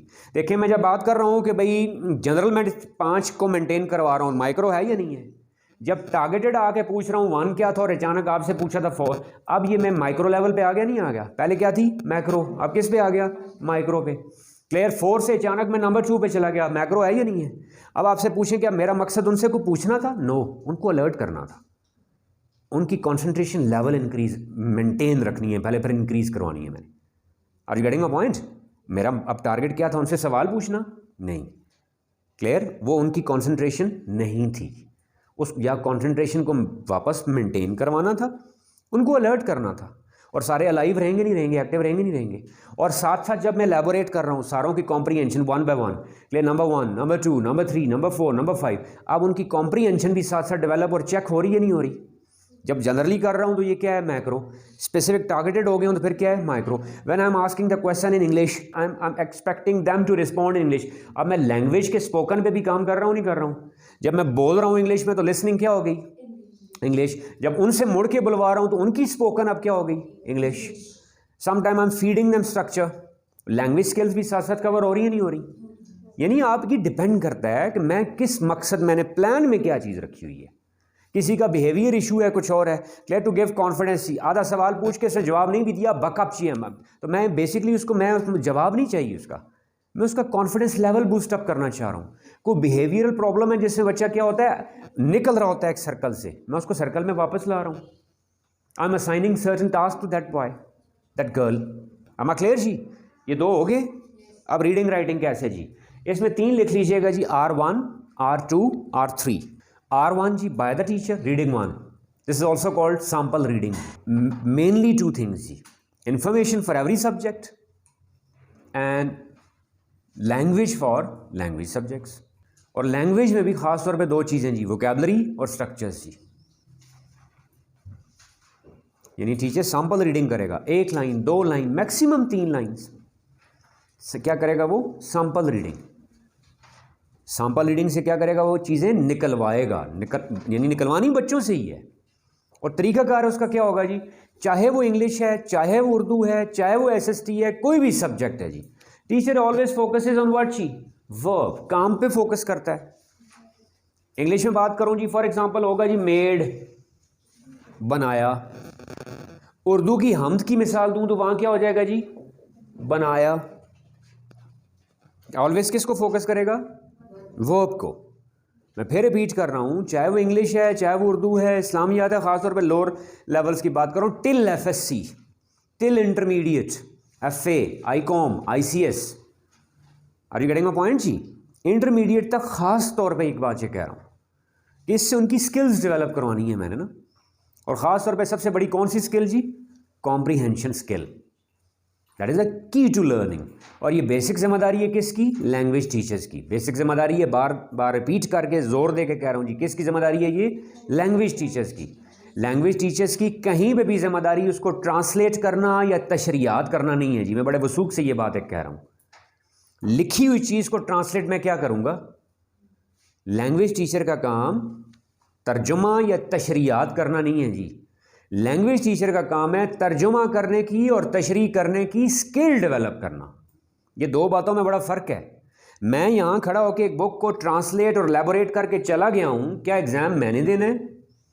क्या कॉम्प्रीहेंशन स्किल मैं अपनी डेवलप कर रहा हूँ? नहीं, मैंने बच्चों की डेवलप करवानी है। एक अजीब, बहुत अजीब से एक नॉनसेंसी, सॉरी टू से नॉनसेंसी स्टेटमेंट में सुनता हूँ, बोर्ड रिक्वायरमेंट है ना जी ट्रांसलेशन। तो मैं कब मना कर रहा हूँ ट्रांसलेशन? मैं कह रहा हूँ ट्रांसलेशन बच्चे से करवाएं, बच्चे की स्किल डेवलप करवाएं ट्रांसलेट करने की। क्या सारी ज़िंदगी टीचर मौजूद रहेगा हर बुक का तर्जुमा और तशरीह करने के लिए? अक्सर ये मैं एक स्टेटमेंट सुनता हूँ कि जी सर कहते हैं कि जी आप ट्रांसलेशन बोर्ड में जी, हालांकि 5 नंबर का वो क्वेश्चन है, 5 नंबर के क्वेश्चन के लिए बच्चे का 95 नंबर का कबाड़ा कर देते हैं वो। क्यों? मैं क्या कह रहा हूँ, टीचर ने ट्रांसलेट नहीं करना होता, टीचर ने एलैबोरेट नहीं करना होता, टीचर ने बच्चे की ट्रांसलेट करने की और एलैबोरेट करने की स्किल डेवलप करनी होती है। जब वो ट्रांसलेट करने की स्किल मैं बच्चे की डेवलप करवा रहा हूँ तो कल ज़िंदगी में कोई बुक भी ट्रांसलेट कर लेगा। जब उसको एलैबोरेट तशरीह करने की स्किल डेवलप करवा रहा हूँ तो कल ज़िंदगी में कोई भी तशरीह वो खुद कर लेगा। अगर तर्जुमा भी मैं करके दे रहा हूँ, तशरीह भी मैं करके दे रहा हूँ, तो क्या मैं, आप नहीं समझते ये एक बहुत बड़ा जुर्म है, एक अखलाकी जुर्म कर रहा हूँ मैं कि मैं बच्चे को माजूर, अपाहज, हैंडीकैप बना रहा हूँ। क्या मैं सारी ज़िंदगी उसको तर्जुमे करके दूंगा? क्या मैं सारी ज़िंदगी उसको तशरीह करके दूंगा? जिसका आप अक्सर देखते हैं कि किसी को बुक दें और कहें जी इसके बारे में आपका क्या रिव्यू है, आपका क्या कमेंट्री, वो कहते हैं जी हमारे सिलेबस में नहीं थी। भाई सिलेबस में नहीं थी तो क्या आप बुक पढ़ना नहीं आता आपको? क्या आप बुक को पढ़ के इसको खुद आप आइडिया नहीं ले सकते इसमें क्या डिस्कस? नहीं जी हमारे सिलेबस में नहीं थी जी। क्यों? ये हमारा सिस्टम गलत है, कहीं भी नहीं लिखा हुआ। और माजरत के साथ लैंग्वेज टीचर्स के लिए ख़ास तौर पे एक बात मैं बताऊं कि किसी MA English, normal MA Urdu में कहीं नहीं बताया जाता लैंग्वेज पढ़ानी कैसे है। ये ELT सेपरेट फील्ड है, इंग्लिश लैंग्वेज टीचिंग, उसको MELT कहते हैं, उसको टैफल कहते हैं। मैं जब भी टैफल नाम लेता हूँ आगे से टॉफल लोग ले लेते हैं। टॉफल है test of English as a foreign language, TEFL है teaching of English as a foreign language. ये अलग दो चीज़ें हैं। उर्दू पढ़ानी कैसे है, इंग्लिश पढ़ानी कैसे है, ये अलग फील्ड है। एमए उर्दू ये अलग फील्ड है, एमए इंग्लिश ये अलग फील्ड है। कोई अगर आगे मुझसे डिबेट करे ये लिंग्विस्टिक्स में भी कहीं पे भी बताया नहीं जाता जी इंग्लिश पढ़ानी कैसे है, तो इसमें कोई डिबेट ही नहीं है, कोई एतराज़ ही नहीं है किसी बात पे। तो TEFL says according to TEFL, according to ELT या अकॉर्डिंग टू लैंग्वेज टीचिंग, या जिसको हम लिसानियात कहते हैं। क्लियर? ये लिटरेचर नहीं है, क्या है? लिसानियात। मैं फिर कह रहा हूँ लैंग्वेज टीचर्स की ये जिम्मेदारी होती है, दोनों उर्दू और इंग्लिश के, कि वो क्या करते हैं, कोई भी काम चुना, बनाया जी, हम दे फॉर एग्जांपल उसमें बनाया, बनाने वाला कौन है, मैं कौन का क्वेश्चन रखता हूँ उसके ऊपर मुझे सब्जेक्ट मिल जाता है, हु मेड इट। क्लियर? मैं ट्रांसलेट नहीं करूँगा, I will pick up the verb, action उठाऊंगा, कौन है बनाने वाला, क्या बनाया है, ऑब्जेक्ट मिलेगा, कहाँ बनाया है, एडवर्ब मिलेगा, कैसे बनाया है, एडवर्ब मिलेगा, क्यों बनाया है, एडवर्ब मिलेगा। मैं क्वेश्चन रेज करूंगा और उस क्वेश्चंस के आंसर्स किसने ढूंढने हैं, बच्चों ने। हम नॉर्मली क्या करते हैं, खुद ही क्वेश्चन रेज करके मैं खुद ही आंसर दे देता हूं। बच्चे कहाँ पे चले गए, स्लीपिंग मोड में जी। गॉट माय पॉइंट जी। हर चीज़ का जवाब मैम कह रही थी ना लैंग्वेज का। अब जब मैं ऐसा कर रहा हूं, ऐसा करते वक्त ध्यान में रखिएगा कि मुझे ग्रामर भी ऑटोमेटिकली बीच में कवर हो रही है, नहीं हो रही। मैं जिस लफ्ज़ पे क्वेश्चन उठाता जाऊंगा, अगर किसी चीज़ के बारे में एडजेक्टिव्स निकलते आ रहे नहीं निकलते आ रहे, एक्शन के बारे में एडवर्ब्स निकलते आ रहे नहीं आ रहे, मुरक्कब इजाफी है, मुरक्कब तौसीफ़ी है, मुरक्कब अतफ़ी है, मुरक्कबात की किस्में हैं, तो टेक्स्ट में से निकलेंगी नहीं निकलेंगी।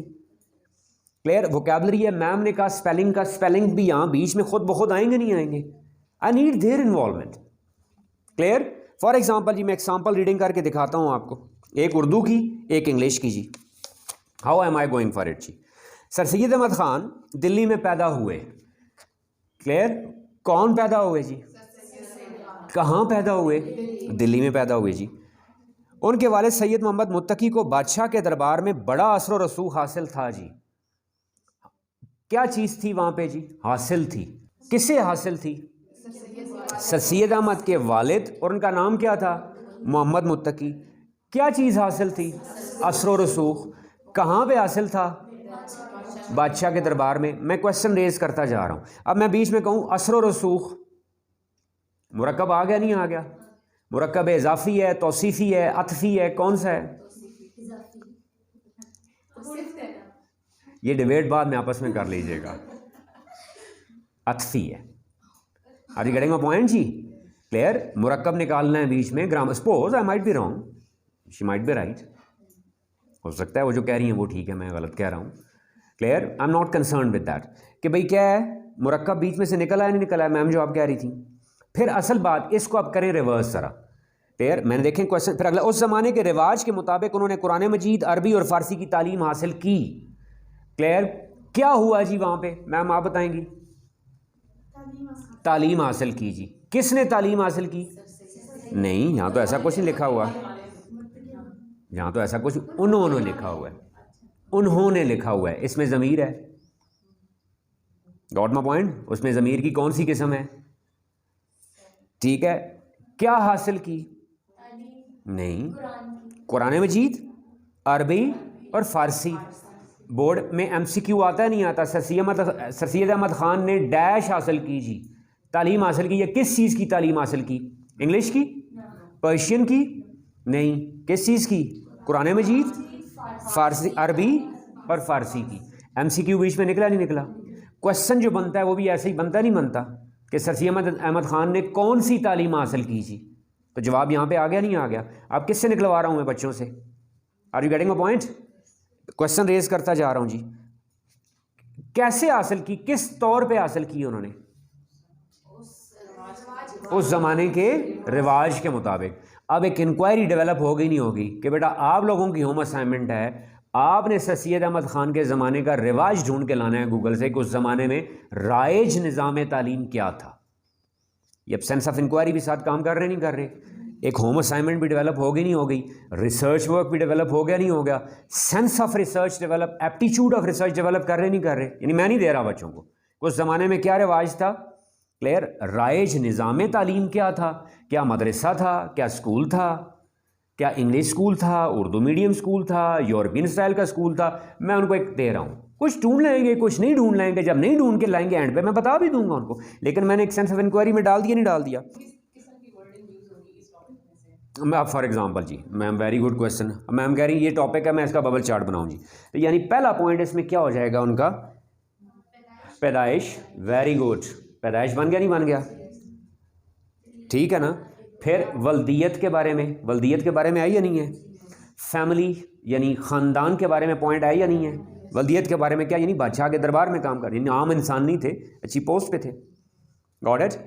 ये मैंने पहला पॉइंट बना लिया। दूसरे में आगे चला जो उन्होंने अंदाज़ा लगाया कि किसी भी कौम की इस्लाह और तरक्की तालीम के बगैर मुमकिन नहीं जी। क्लियर? अब देखें अगला पॉइंट जी, कौम की इस्लाह पे मैं आ जाऊंगा नहीं आ जाऊंगा? कौम की किन दो चीज़ों पे मुनस्सर है? तालीम, कौम की इस्लाह और तरक्की, कौम की इस्लाह और किस चीज़ पे मुनस्सर है? तालीम पे जी। Are you getting a point? यानी ये जितना है मैं सारे का क्या बना दूंगा, bubble chart. Main points important जो हैं एक पहले लिख लूँ या अगर दो साथ दे दूँ। हम क्लियर जी? फिर इसमें वोकैबुलरी भी ऑटोमेटिकली आ रही है नहीं आ रही? क्या हर वर्ड के मीनिंग मुझे देने चाहिए? नहीं, मैं समटाइम बच्चों को डिक्शनरी के लिए भेजूंगा नहीं भेजूंगा? क्यों कि वहाँ डिक्शनरी में एक लफ्ज़ के बाद का 3 4 5 6 7 महीने लुग़वी माना और होते हैं, इस्तिलाही माना और होते हैं। एमसीक्यू बच्चे का यहीं से निकल रहा है नहीं निकल रहा, क्वेश्चन आंसर हो रहा है नहीं हो रहा, शॉर्ट क्वेश्चन, लॉन्ग क्वेश्चन, कुछ भी मैं कहूँ, या जो इन्फॉर्मेशन कल दोबारा मुड़ के उसको चाहिए होगी, या उसके अंदर जो एक रीडिंग की स्किल डेवलप है, वो प्रोनाउंसिएशन साथ इवन कह लें आप कि व्हेन आई एम प्रोनाउंसिंग, वो इल्म मुस्तहज़र बोलूँ या फिर मैं वही बात कि वो एक ए हकीकत मुंतज़िर नज़रा कभी लिबास मजाज में, मादरत के साथ मैंने टीचर को प्रोनाउंस करते हुए सुना, हकीकत मुंतज़िर नहीं होता, वो गुनाह हो गया, कुफरी, हकीकत मुंतज़र। कि अल्लाह ताला के बारे में क्या फरमा रहे थे वो, हकीकत हालांकि करेक्ट प्रोनाउंसिएशन क्या है, हकीकत मुंतज़र, जिसका इंतज़ार किया जाए। अल्लाह इंतज़ार करता नहीं है, अल्लाह हकीकत मुंतज़िर नहीं है, हकीकत मुंतज़र है। जब मैं बोलूँगा प्रोनाउंसिएशन भी साथ करेक्ट होगी नहीं होगी? जितने ऑब्जेक्टिव आप रखने चाहें, मैं सैम्पल रीडिंग में टीचर रीडिंग 1 खुद कर देगा। Got my point? अगर इससे रिलेटेड कोई एक्सरसाइज में क्वेश्चन है वो भी बीच में कवर हो गया नहीं हो गया? एग्जाम से रिलेटेड कोई इंपॉर्टेंट पॉइंट है वो बीच में मैं हाईलाइट कर दूंगा, उसको फोकस कर दूंगा, बता दूंगा बच्चों को आपको लाइफ में ये नॉलेज चाहिए होगा, लैंग्वेज से रिलेटेड कुछ है वो चाहिए होगा, प्रैक्टिकल लाइफ से रिलेटेड कुछ है वो चाहिए होगा, वहाँ हाईलाइट होगी या नहीं होगी चीज़ें। दूसरा क्या हो जाएगी, रीडिंग 2। ठीक है, अभी सैम्पल रीडिंग मैंने की है, मैंने क्या की है, सैम्पल रीडिंग। यानी मेरा असल टास्क क्या था, टॉपिक की concept clarity, concept clarity maintain भी करवा दिया और क्या करवा दिया, एलैबोरेट भी करवा दिया, मेंटेन भी और एलैबोरेट भी। किसके through, bubble chart. Bubble chart में सारा जो भी क्रक्स है वो सारा कंप्लीट होना चाहिए। बच्चे की बुक गुम हो जाए, नोट्स नहीं है, कोई इन्फॉर्मेशन नहीं है, सिर्फ बबल चार्ट उसके पास हो, पूरी इन्फॉर्मेशन हो जाए। पेरेंट्स, जो मैंने आपको कहा था ना पेरेंट्स के लिए, पेरेंट्स भी इसको इंप्लीमेंट कर सकते हैं कि बच्चे को सपोज वो समझ रहे हैं कि बच्चा नहीं रिटेन कर पा रहा, लिखने में उसकी वीकनेस आ रही है, एग्जाम में रिजल्ट नहीं है, तो वो उस चैप्टर का उसको क्या निकलवाएं उस बच्चे से ही, बबल चार्ट। या पूरे चैप्टर के सिर्फ मेन पॉइंट्स पहले लिख के लाओ, इनको फिंगर टिप्स पे रखो, फिर 1 बाय 1 टॉपिक पॉइंट 1 को एलैबोरेट करो, फिर पॉइंट 2 को एलैबोरेट करो, फिर पॉइंट 3 को एलैबोरेट करो।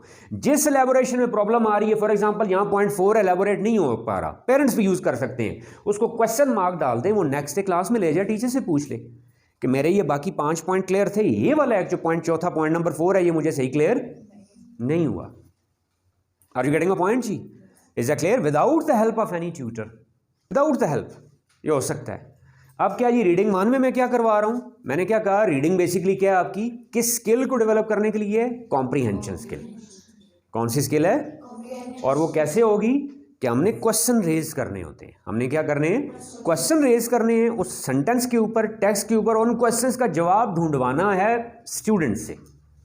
आज वो छोटे लेवल पे हैं, कुछ हैं तो वो करेंगे, कल जब बड़े लेवल पे जाएंगे ऑटोमेटिकली कोई भी टेक्स्ट वो पढ़ रहे हैं वो खुद ब खुद कॉम्प्रीहेंड कर सकेंगे, बगैर किसी टीचर की हेल्प के, बगैर किसी इशारे के, बगैर किसी तशरीह के। एक इंग्लिश की एग्जांपल देख लें कोई जी। अब टेक्स्ट पे आ जाए, मैं इसको कैसे कर रहा हूँ। I wandered lonely as a cloud जी। What is the verb here जी, वॉन्डर्ड। वर्ब क्या है जी, वॉन्डर्ड जी। अब देखें, सपोज WON वॉन्डर, हैरान होना, WAN वॉन्डर, घूमना फिरना, आवारागर्दी करना। क्लियर, मैं वर्ब की डिटेल पे नहीं जा रहा, मैं मीनिंग में नहीं बता रहा हूँ। हु वॉन्डर्ड जी, आई। Who wondered, I. ये मैं ठीक बोल रहा हूँ, ये this is the narration, this is called what, narration. कि जी नरेशन तो सेकंड ईयर में है सर, आप मैट्रिक के फर्स्ट ईयर के बच्चों को, ठीक है, BS के बच्चों को क्यों नरेशन किए। BS के बच्चे भी ये गलती कर रहे होते हैं। पोएट ने क्या लिखा हुआ है, आई वॉन्डर, वो भी क्या लिख रहे होते हैं, poet says that I wander, हालांकि आप उस वक्त पैदा भी नहीं हुए थे। ही वॉन्डर्ड, आई को किस में कन्वर्ट हो जाएगा, ही में। ये डायरेक्ट में उसने क्या कहा है, आई। तो इनडायरेक्ट हमेशा डायरेक्ट इनडायरेक्ट कन्वर्ट होता है, एक्टिव पैसिव कन्वर्ट नहीं होता। मैंने लास्ट सेशन में भी क्या कहा, language can never be translated, sense is translated. What is translated, sense. Language को ट्रांसलेट करने की कोशिश करेंगे तो जिसरा मैं कहूँ जी, no sooner had I reached home when it started reading, इसको मुझे कोई ट्रांसलेट करके दिखा दे। नो सूनर, सूनर से भी पहले नहीं, या tablets are walking in the president, सदर में गोलियां चल रही हैं। My head is eating circle, her head is eating circle, उनका सर चक्कर खा रहा है, तो ये ट्रांसलेशन हो जाएगी ना। तो सेंस इज ट्रांसलेटेड जी। वॉन्डर्ड जी, हु वॉन्डर्ड जी, हु वॉन्डर्ड, पोएट, ही। मैं नाम से चेक करूंगा, वो समटाइम ही हो सकता है, समटाइम शी हो सकता है। मैं हो सकता है मैं लगा रहा हूँ ही एंड पे पता चले वो शी है। आओ ओके जी, he wandered how, lonely. Clear, as a what, cloud. तो क्या सिमिली, तशबीह इस्तेमाल हो रही है। क्लियर। अब इसको मैं करूं तो लैंग्वेज सीखने का हमने तरीका लास्ट सेशन में बड़ा डिटेल में डिस्कस कर लिया है कि बेसिक स्ट्रक्चर्स हमने क्या कहे थे, 9 के थ्रू हो सकता है, वो इनपुट थी। ये अब उसकी क्या आ रही है, output, expression, beautify expression, expression आए जी। अब क्या है जी, एज ए क्लाउड तशबीह दे दी गई है जी। इस्तिआरा होता तो एज और लाइक के वर्ड नहीं होते, मेटाफर हो तो नहीं होते जी। That floats on high over vales and hills. Clear. Next structure क्या है जी, floats. What, floats. I wondered. अब देखें एक ही इसमें 2 लाइनें आ रही हैं। पहली क्या आ रही है, वॉन्डर्ड, दूसरी क्या आ रही है, फ्लोट्स। कि पहले पोएट ने पास्ट क्यों यूज किया, अब प्रेजेंट क्यों यूज कर रहा है। तर्जुमा मैं नहीं करूंगा, हु फ्लोट्स जी। क्लियर। पीछे 2 बातें आ रही हैं, एक पोएट भी आ रहा है और क्लाउड्स भी आ रहे हैं। मैं बच्चों पे सवाल छोड़ूंगा, पोएट फ्लोट करता है, क्लाउड फ्लोट करते हैं, क्लाउड फ्लोट करते हैं। तो पोएट को इसके साथ क्या, वो कह रहा है मैं क्लाउड्स की तरह फ्लोट कर रहा हूं, जिस तरह क्लाउड्स उड़ते हैं, बादल उड़ते हैं, इस तरह मैं भी उड़ रहा हूं। यानी क्या मतलब, अपनी इमेजिनेशन में। क्लियर, अपनी फैंटेसी में। लेकिन मेरा कंसर्न यहां पहले क्या है, लैंग्वेज है कि भाई पोएट ने पहली लाइन में पास्ट क्यों यूज किया, दूसरी लाइन में प्रेजेंट क्यों यूज किया। पास्ट सिचुएशन थी, प्रेजेंट अब कॉमेंट्री है। कॉमेंट्री होती है तो किस में होती है, प्रेजेंट में। सिचुएशन जो जिसमें भी है, प्रेजेंट पास्ट फ्यूचर कुछ भी है उसमें है। Now poet is commenting, comment जब कर रहा है तो क्या करेगा, प्रेजेंट में। सिचुएशन है तो फिर क्या करेगा, पास्ट में। क्लियर। दूसरी एक बुक लेता हूं मैं, फॉर एग्जांपल साइंस की। ये देखें जी, all the surrounding of a living organism including living and non living things as its environment जी।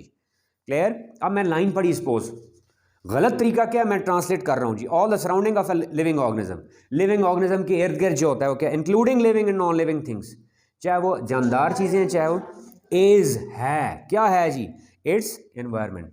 अब देखें ये मैं तर्जुमा किया, आपके कुछ कोई आप में कुछ जहमत हुई इसमें, कुछ आपको नहीं, वो मैं दूसरा आपसे पूछ रहा हूं, है जी, कौन है, ढूंढें जरा इसमें टेक्स्ट में से कि है, कहीं एग्जिस्ट करता है। कौन एग्जिस्ट करता है जी, एनवायरनमेंट।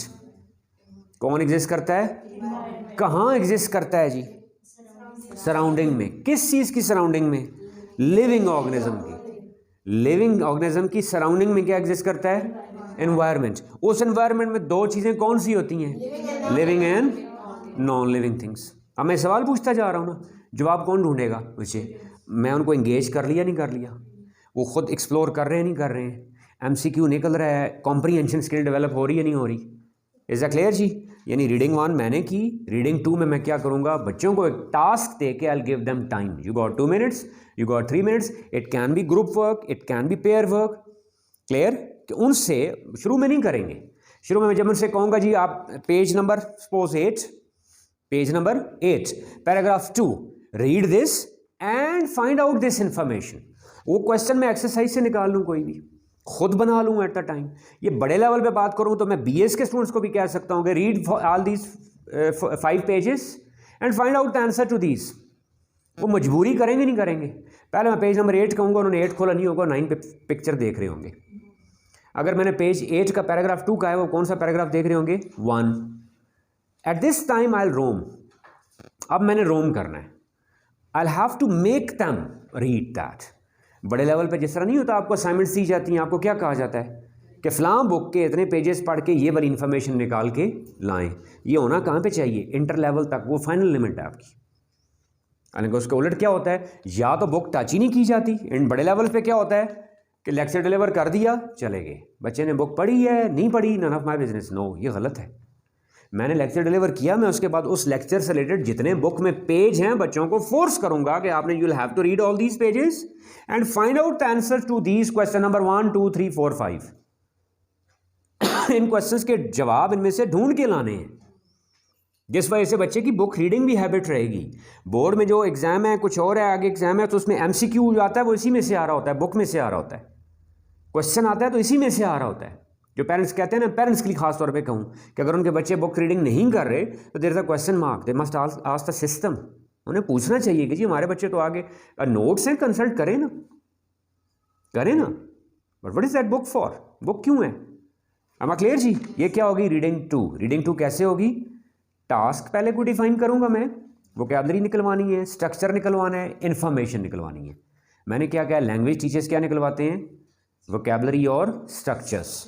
और अदर देन लैंग्वेज टीचर्स जो हैं वो क्या निकलवाते हैं? इन्फॉर्मेशन। क्या निकलवाते हैं? इन्फॉर्मेशन। जो भी इन्फॉर्मेशन है उसको टास्क में लिख दूंगा, पेज नंबर बताऊंगा, आप इसको रीड करें, इसमें से इन्फॉर्मेशन निकालें। ये क्या होगी जी? R2 second reading. अब थर्ड रीडिंग किस में चली जाएगी जी? होमवर्क में। होम असाइनमेंट जब कभी भी होगी, किसी भी लेवल पे होती है, I attended universities masters level पे असाइनमेंट्स दी जाती थी कि आपने इतने 100 पेजेस पढ़ के इनकी कल आके प्रेजेंटेशन देनी है। रीडिंग 3 घर के लिए दी जाती थी। क्लियर? बुक का नाम कंफर्म होता था, फलां बुक के इतने 100 पेजेस आपने पढ़ के आने और इनकी प्रेजेंटेशन देनी है। अब वो रिवाज ही खत्म होता जा रहा है कि बस मैंने जी टॉपिक पढ़ा दिया, बस खत्म, जिसने पढ़ना है तो पढ़े, जिसने नहीं पढ़ना नहीं। What do you mean bye notes? Notes किसी के नहीं होते, दीज आर नोट्स जो बच्चा अपने तौर पे, आप देखें मैंने 5 पॉइंट्स उसको यहाँ पे दिए, वो इंटरनेट से इन्फॉर्मेशन ले रहा, हो सकता है वो इनमें 6ठा ऐड करे, वो किसी सीनियर को कंसल्ट कर रहा है 7वां ऐड कर ले, कोई और बुक पढ़ रहा है 8वां ऐड कर ले। These are called notes. मैंने कितने पॉइंट्स दिए बीइंग अ टीचर? 5। वो 5 से 8 भी बना सकता है, 10 भी बना सकता है, consulting internet, books, teachers, other teachers, seniors. am I clear? Sense of inquiry अगर रखी मैंने तो 5 से 8 बना सकता है वो। am I क्लियर जी? तो रीडिंग 3 कहाँ पे जाएगी जी? होमवर्क में। कहाँ पे जाएगी वो? होमवर्क में। इसी में आप कहें जी आखिरी एलिमेंट है काइनेस्थेटिक। के काइनेस्थेटिक क्या होता है जी? Learning by sensational involvement. जो नहीं project work, assignments, I always give the example. आपने बहुत मेहनत करके असाइनमेंट बनाई है, मैं उस पर चाय गिरा दूँ, बहुत तमीज़, बहुत हद अदब जितना भी आप रखें, लेकिन जिन मलफूजात आलिया से आप मुझे नवाजेंगे दिल में, वो अल्लाह ही जानता हो, अगर आप जानते होंगे। अब मैं आपसे पूछूँ, असाइनमेंट ही तो थी, इतना क्या हो गया? असाइनमेंट ही थी ना, लेकिन आप क्या कहेंगे? नहीं सर असाइनमेंट ही नहीं थी। क्लियर? टाइम दिया हमने, हमारी इन्वॉल्वमेंट थी, आपने मेहनत की उसके ऊपर, उसकी डिज़ाइनिंग में, कुछ और में। गॉट माय पॉइंट जी? I have brought certain bubble charts for you जी, जो स्टूडेंट्स के बने हुए हैं, मैं आपको दिखाऊंगा। किसके बने हुए हैं? स्टूडेंट्स के। उनको देख के आपको हैरानगी होगी कि इन्वॉल्वमेंट किसको कहते हैं, या काइनेस्थेटिक में क्या कहना चाह रहा हूँ। Clear? The very first thing is involvement. Involve हो गए, मैं कहा ना, मैंने उनके सर्कल में चला गया, उनके सर्कल में बैठ के मैंने उनको इन्वॉल्व कर लिया, दैट इज अचीवमेंट ना। कोई इसको कहे जी ये क्या फजूल काम है, ये क्या रंग है, ये क्या ऐसे है, नो नॉट एट ऑल, ये फजूल काम नहीं है। वो मैं आपको अभी दिखाता हूँ जी आपको। am I क्लियर जी? पहले अब इस सारे को पूरा कर लें जी कि मेरी मेथडोलॉजी में कितनी चीज़ें आ गई, 4। कौन कौन सी? विजुअल, ऑडिटरी, रीडिंग राइटिंग और काइनेस्थेटिक। अब आप कहें जी कि रीडिंग R1 मैंने करवाई, उसके साथ भी राइटिंग वहाँ हो सकती है जिस तरह मैम कह रही थी। R2 मैंने करवाई, उसके साथ भी राइटिंग हो सकती है कि जो चीज़ पढ़ के उन्होंने निकाली है अब उसको क्या करें, वो लिखें। It depends upon level. Grade 1 है मैम तो 1 लेवल पे क्या होगी, एक लाइन, एक सेंटेंस फ्रेम दे सकते हैं आप उनको। क्लियर? कमिंग सेशंस में हम और इसकी डिटेल पे जाएंगे हर चीज़ का, जिस तरह मैं कह रहा हूँ कि हर चीज़ की हमें आप बिगिनिंग इंट्रो सेशंस करवा रहे हैं तकरीबन। अब टेक्स्ट बुक एडेप्टेशन क्या होती है, जो मैंने ईएलटी मिसाल दी, टेफल मिसाल दी, इस पर अलग पूरा एक सेशन भी होगा जो सिर्फ लैंग्वेज टीचर्स के लिए है। ये वाला साइंस पे कैसे इंप्लीमेंट होगा, एसएसटी पे कैसे इंप्लीमेंट होगा, क्लियर? लेवल डिफरेंट मैं कहूँ यूनिवर्सिटी लेवल पे कैसे इंप्लीमेंट हो सकता है। अब इसी को मैं कहूँ जी मैथमेटिक्स वाले इसका क्या करेंगे, ये एक अलग क्वेश्चन बनता है। वो मैथ्स पे कैसे इंप्लीमेंट होगा, वो अलग सेशन सारी डिटेल में होंगे। हम क्लियर जी? अभी मैं बेसिक उसको डिफाइन करता जा रहा हूँ जी।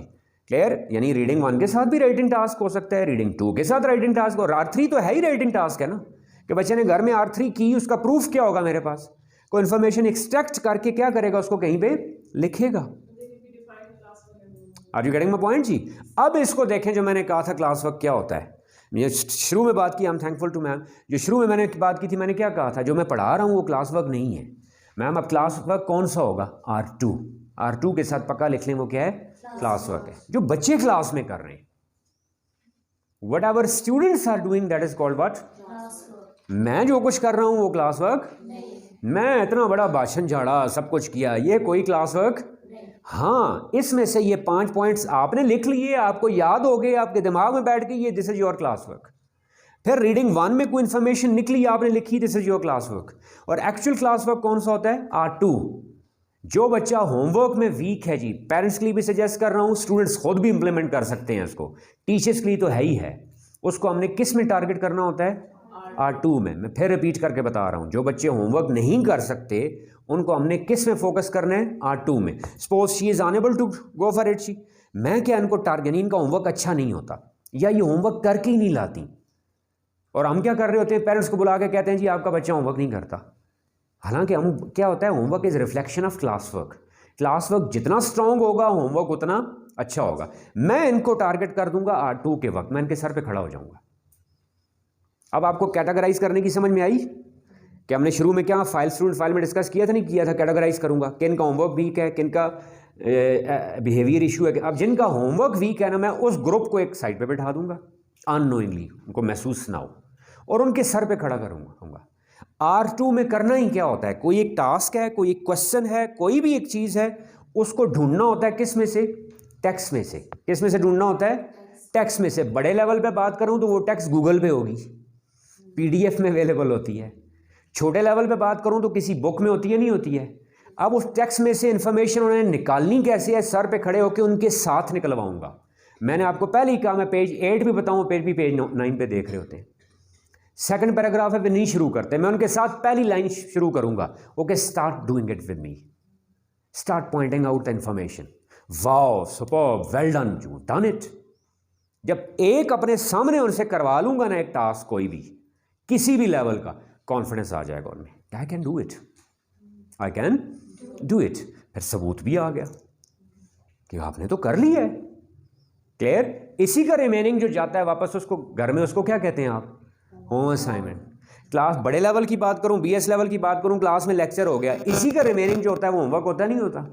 इससे रिलेटेड कोई बुक पढ़नी होती नहीं पढ़नी होती जाके, या कहनी नहीं बस लेक्चर सर ने दे दिया, बाकी डिटेल कुछ भी नहीं करनी। इसी से रिलेटेड आप रिसर्च करते हैं, नहीं करते, एक बुक में, दूसरी बुक में, तीसरी बुक में ढूंढते हैं, और वही ढूंढ के जो पॉइंट्स निकाल रहे हैं इन्हीं को नोट्स कहते हैं, नहीं कहते, बड़े लेवल की बात करूं तो। अब क्लियर जी? क्लियर हो गया। मैं काइनेस्थेटिक एलिमेंट भी आप किस में डाल सकते हैं, होमवर्क में। क्या, जिस तरह प्रोजेक्ट वर्क है, कोई कलरिंग है, कोई मॉडल मेकिंग है, कोई रिसर्च वर्क हो, गूगल से सर्च करके लाएं, काइनेस्थेटिक एलिमेंट हो जाएगा। अब इसको सम अप कर रहा हूँ मैं जी, जितनी चीज़ें हमने शुरू से एंड तक अभी लेके आई।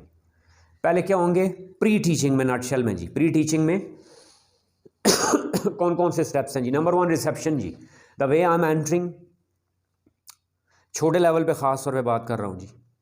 सीटिंग, यूनिफॉर्म, मैं फिर कह रहा हूँ इट्स नॉट यूनिफॉर्म, ये जी भी कस्टम बन गया हर स्कूल में जी, मंडे को यूनिफॉर्म चेक होगा। What do you mean by this? Being a teacher I even take BS classes, कि बीएस एमएस की क्लासेस में भी अगर कोई स्टूडेंट बैठे हुए हैं, कुछ हैं, if they are looking cool, लेकिन एक सेंटेंस होता है ना फॉर केमिकल बॉन्डिंग का, केमिस्ट्री डेवलपमेंट का, वाओ लुकिंग कूल। मैं एक को बकअप नहीं कर रहा, मैं बाकियों को मैसेज दे रहा हूँ कि आप भी सिविलाइज्ड बनो, आप भी बंदे दे पुत्र बनो। Am I clear? ये यूनिफॉर्म नहीं मैं इसको कह रहा, ये मैं क्या कह रहा हूँ, एग्जैक्टिव फीलिंग्स, एग्जैक्टिव सेंस, कि अगर ऊपर स्लीपर पहन के कोई क्लास में बैठा हुआ है, डज इट सूट? छोटे लेवल पे बात करूँ, टाई है लटकी हुई है, ढीली हुई है, और मैं उसको कहता रहूँ शक्ल अच्छी ना हो तो बंदा टाई तो ठीक कर लेता है ना। नो, मैं खुद करीब जाके आई शो द कंसर्न, मैं उस टाई को खुद ठीक करूँगा, टॉप बटन को बंद करूँगा। शूज़ है, मैं कान ज़रूरी नहीं मैंने बेइज्जती इसकी इंसल्ट करनी सबके सामने, पहले ऊंचा अनाउंस करूँगा, वाओ लुकिंग कूल, कान में हल्की सी विस्परिंग कर दूंगा, थोड़े से शूज़ गंदे हैं, यानी बाकियों ने क्या सुना, वाओ लुकिंग कूल टुडे, बाकी बहुत ज़बरदस्त लग रहे हैं, लेकिन मैं ऐसी उल्टा कर दूँ, मुंह साफ ना हो बंदा शूज़ तो साफ कर लेता है। These things are very important part of teaching, make it clear. तालीम और तरबियत इसी को कहते हैं, चाहे किसी भी लेवल पे हो। Whoever is sitting there, ये उसकी तकदीर की गलती, बदकिस्मती कह लें कि वो वहाँ पे है और मैं यहाँ पे हूँ, चाहे किसी भी लेवल पे है। This is my responsibility to train him as well. Seating है जी, फिर होमवर्क चेकिंग है जी, अटेंडेंस है जी, इवन बड़े लेवल पे भी है, तो होम असाइनमेंट थी कोई थी, we need to ask about it, we need to discuss that. यहीं से तो प्रॉब्लम शुरू होती है ना, यहीं से तो मेरी इंक्वायरी शुरू होती है, इशू कहाँ पे है। अटेंडेंस है तो attendance is not just counting, गिनती नहीं है ये। सपोज बीएस की क्लास है, चाहे मैट्रिक की है, चाहे ग्रेड 1 है, कल 5 बच्चे नहीं थे और I am not at all bothering it the next day, it means that they are not important for me, I didn't miss them. ये मुझे कोई परेशानी नहीं है कि उनका कल का जो पूरा दिन स्किप हुआ है उसमें पता नहीं कौन कौन सा लेक्चर हुआ होगा, वो कैसे कवर करेंगे, वो बाकियों से पीछे तो नहीं रह गए। या एटलीस्ट मिनिमम कहूँ, अगर उनका उन दिल में बात ही आ जाए कि कल हम नहीं आए या हफ्ता पूरा हम नहीं आए और सर ने हमें पूछा तक नहीं है कि हम कहाँ थे, it means they are not important for me, उनकी कोई इंपॉर्टेंस नहीं है। Are you getting a point जी? ये किस में आ रहे हैं मैम? प्री टीचिंग में। किस में आ रहे हैं ये? प्री टीचिंग में। टीचिंग में क्या है हमारा जी? वार्म अप सेशन कंपलसरी होता है, मेथडोलॉजी और असेसमेंट। टीचिंग में क्या होती हैं? 3, ध्यान में रखिएगा। मेथडोलॉजी में ये 3 एलिमेंट्स कंपलसरी होने चाहिए। कुछ किताबों में कुछ मिलेंगे आपको, कहीं मिलेगा एक्सपोजिशन, कहीं एलैबोरेशन, कहीं रिटेंशन, कहीं रिप्रोडक्शन, मुख्तलिफ तरीके से हैं। बेसिकली ये 3 निचोड़ निकलता है जी, वार्म अप, मेथडोलॉजी और असेसमेंट जी। असेसमेंट अपनी कि मैंने आज जो कुछ डिस्कस किया वो आपको क्लियर भी हुआ है या नहीं हुआ। क्लियर? वार्म अप में आप क्या यूज़ कर सकते हो जी? TPS, think pair share. ये बोलने में टीपीएस है, प्रैक्टिकली क्या है ये जी? Pair think and share. Practically इसको करें तो ये क्या बनेगा? पीटीएस कि डेली मैं कोई एक आध क्वेश्चन ऐसा थ्रो कर दूंगा। वार्म अप है ये, सिर्फ क्या है? Warm up. इसको मैं कॉन्फिडेंस बूस्टिंग के लिए भी यूज़ कर सकता हूँ, प्रेजेंटेशन स्किल इंप्रूव करने के लिए भी कर सकता हूँ, कॉन्फिडेंस बिल्डिंग के लिए भी कर सकता हूँ। जिस तरह मैंने जब अटेंडेंस सारी बातें सब कुछ डिस्कस कर ली है, रिसेप्शन हो गई है, अब मैं क्या कह रहा हूँ जी? What do you think that, for example I throw a question, okay जी, you got 2 minutes, discuss with each other, then I can call anybody in front जी। अब मैं क्या कर रहा हूँ? मुझे सवाल का जवाब चाहिए? नहीं। नंबर 1, पहले तो मुझे सवाल ऐसा थ्रो करना चाहिए जिसका मुझे पता होगा, बच्चों को पता होगा, बच्चों को उनके बैकग्राउंड नॉलेज में हो। फिर मैं उनको उठा के यहाँ फ्रंट पे ले आऊँगा। मैंने बीएस के स्टूडेंट्स देखे हैं, टांगें कांप रही होती हैं। क्लियर? कॉन्फिडेंस नहीं हो रहा होता, परफेक्ट कॉन्फिडेंस हमने डिस्कस कर चुके हैं डिटेल में कि वो परफेक्ट बनने की कोशिश करते हैं। Confidence itself is nothing. am I clear जी? वो जब यहाँ आके खड़े हैं फिर मैं उनको लुकमा दूंगा, सपोर्ट दूंगा, बुलवाऊंगा, वाओ वेल डन सुपर्ब, बाने बाने से बुला रहा हूँ। क्लियर? एक को बुलाया, दूसरे को बुलाया, डेली एक तो am I clear जी? मैम कितना टाइम लग जाएगा इसमें? रिसेप्शन स्टेप्स और ये मिला के 10 मिनट कर लें। कितने हो गए रिसेप्शन स्टेप्स? मैंने कितने कह दिया अभी? 5 मिनट। जब प्रैक्टिस हो जाएगी 1-2 मिनट लगते हैं। इसमें कितना टाइम लगा दिया मैंने? 5 मिनट। कितने हो गए? 10। कितने हो गए? 10। अब आए जी मेथडोलॉजी में। पहली चीज़ बबल चार्ट। बबल चार्ट के क्विकली मैंने 5 पॉइंट लिखे, 10 पॉइंट लिखे, जितने भी हैं। सपोज आज टोटल 20 मिनट लग गए इस पर। कितने लग गए? वरना बबल चार्ट को सिर्फ मेंटेन करने में कितना टाइम लगता है? Maximum 5 minute. मैं 10 मिनट कर लें, मैं कह रहा हूँ पूरा लेसन लग गया फॉर एग्जाम्पल, कोई प्रॉब्लम नहीं है। आज मैंने बुक खुलवाई है? नहीं। चैप्टर की कोई डिटेल दी है? नहीं। टॉपिक की कोई डिटेल दी है?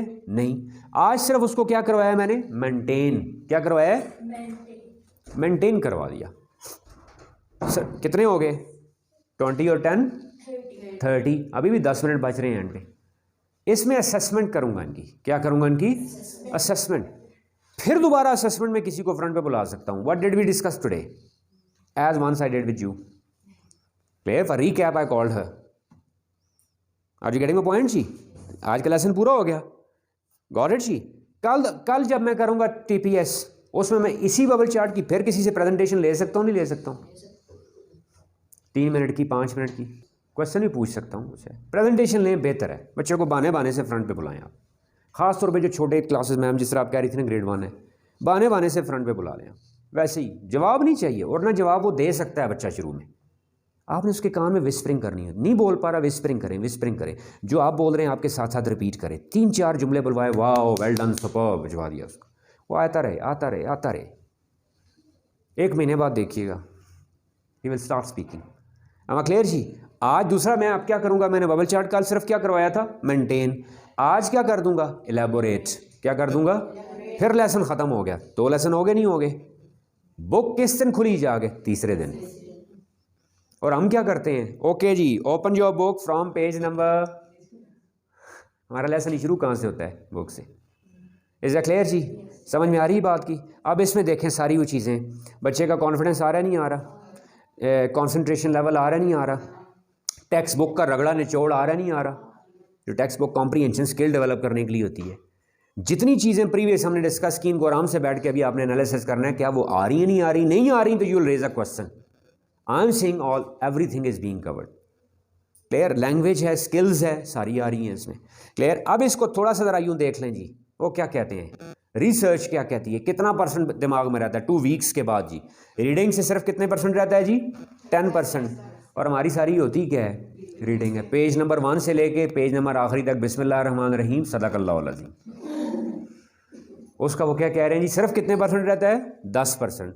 हियरिंग से कितना रहता है जी? 20%। सीइंग से कितना होता है? 30%। क्लियर? वॉचिंग से कितना होता है? बबल चार्ट से कितना होता है? 50%। क्लियर? और पार्टिसिपेशन और डिस्कशन से कितना होता है? तो बबल चार्ट में मैंने सारे शामिल किए, नहीं किए?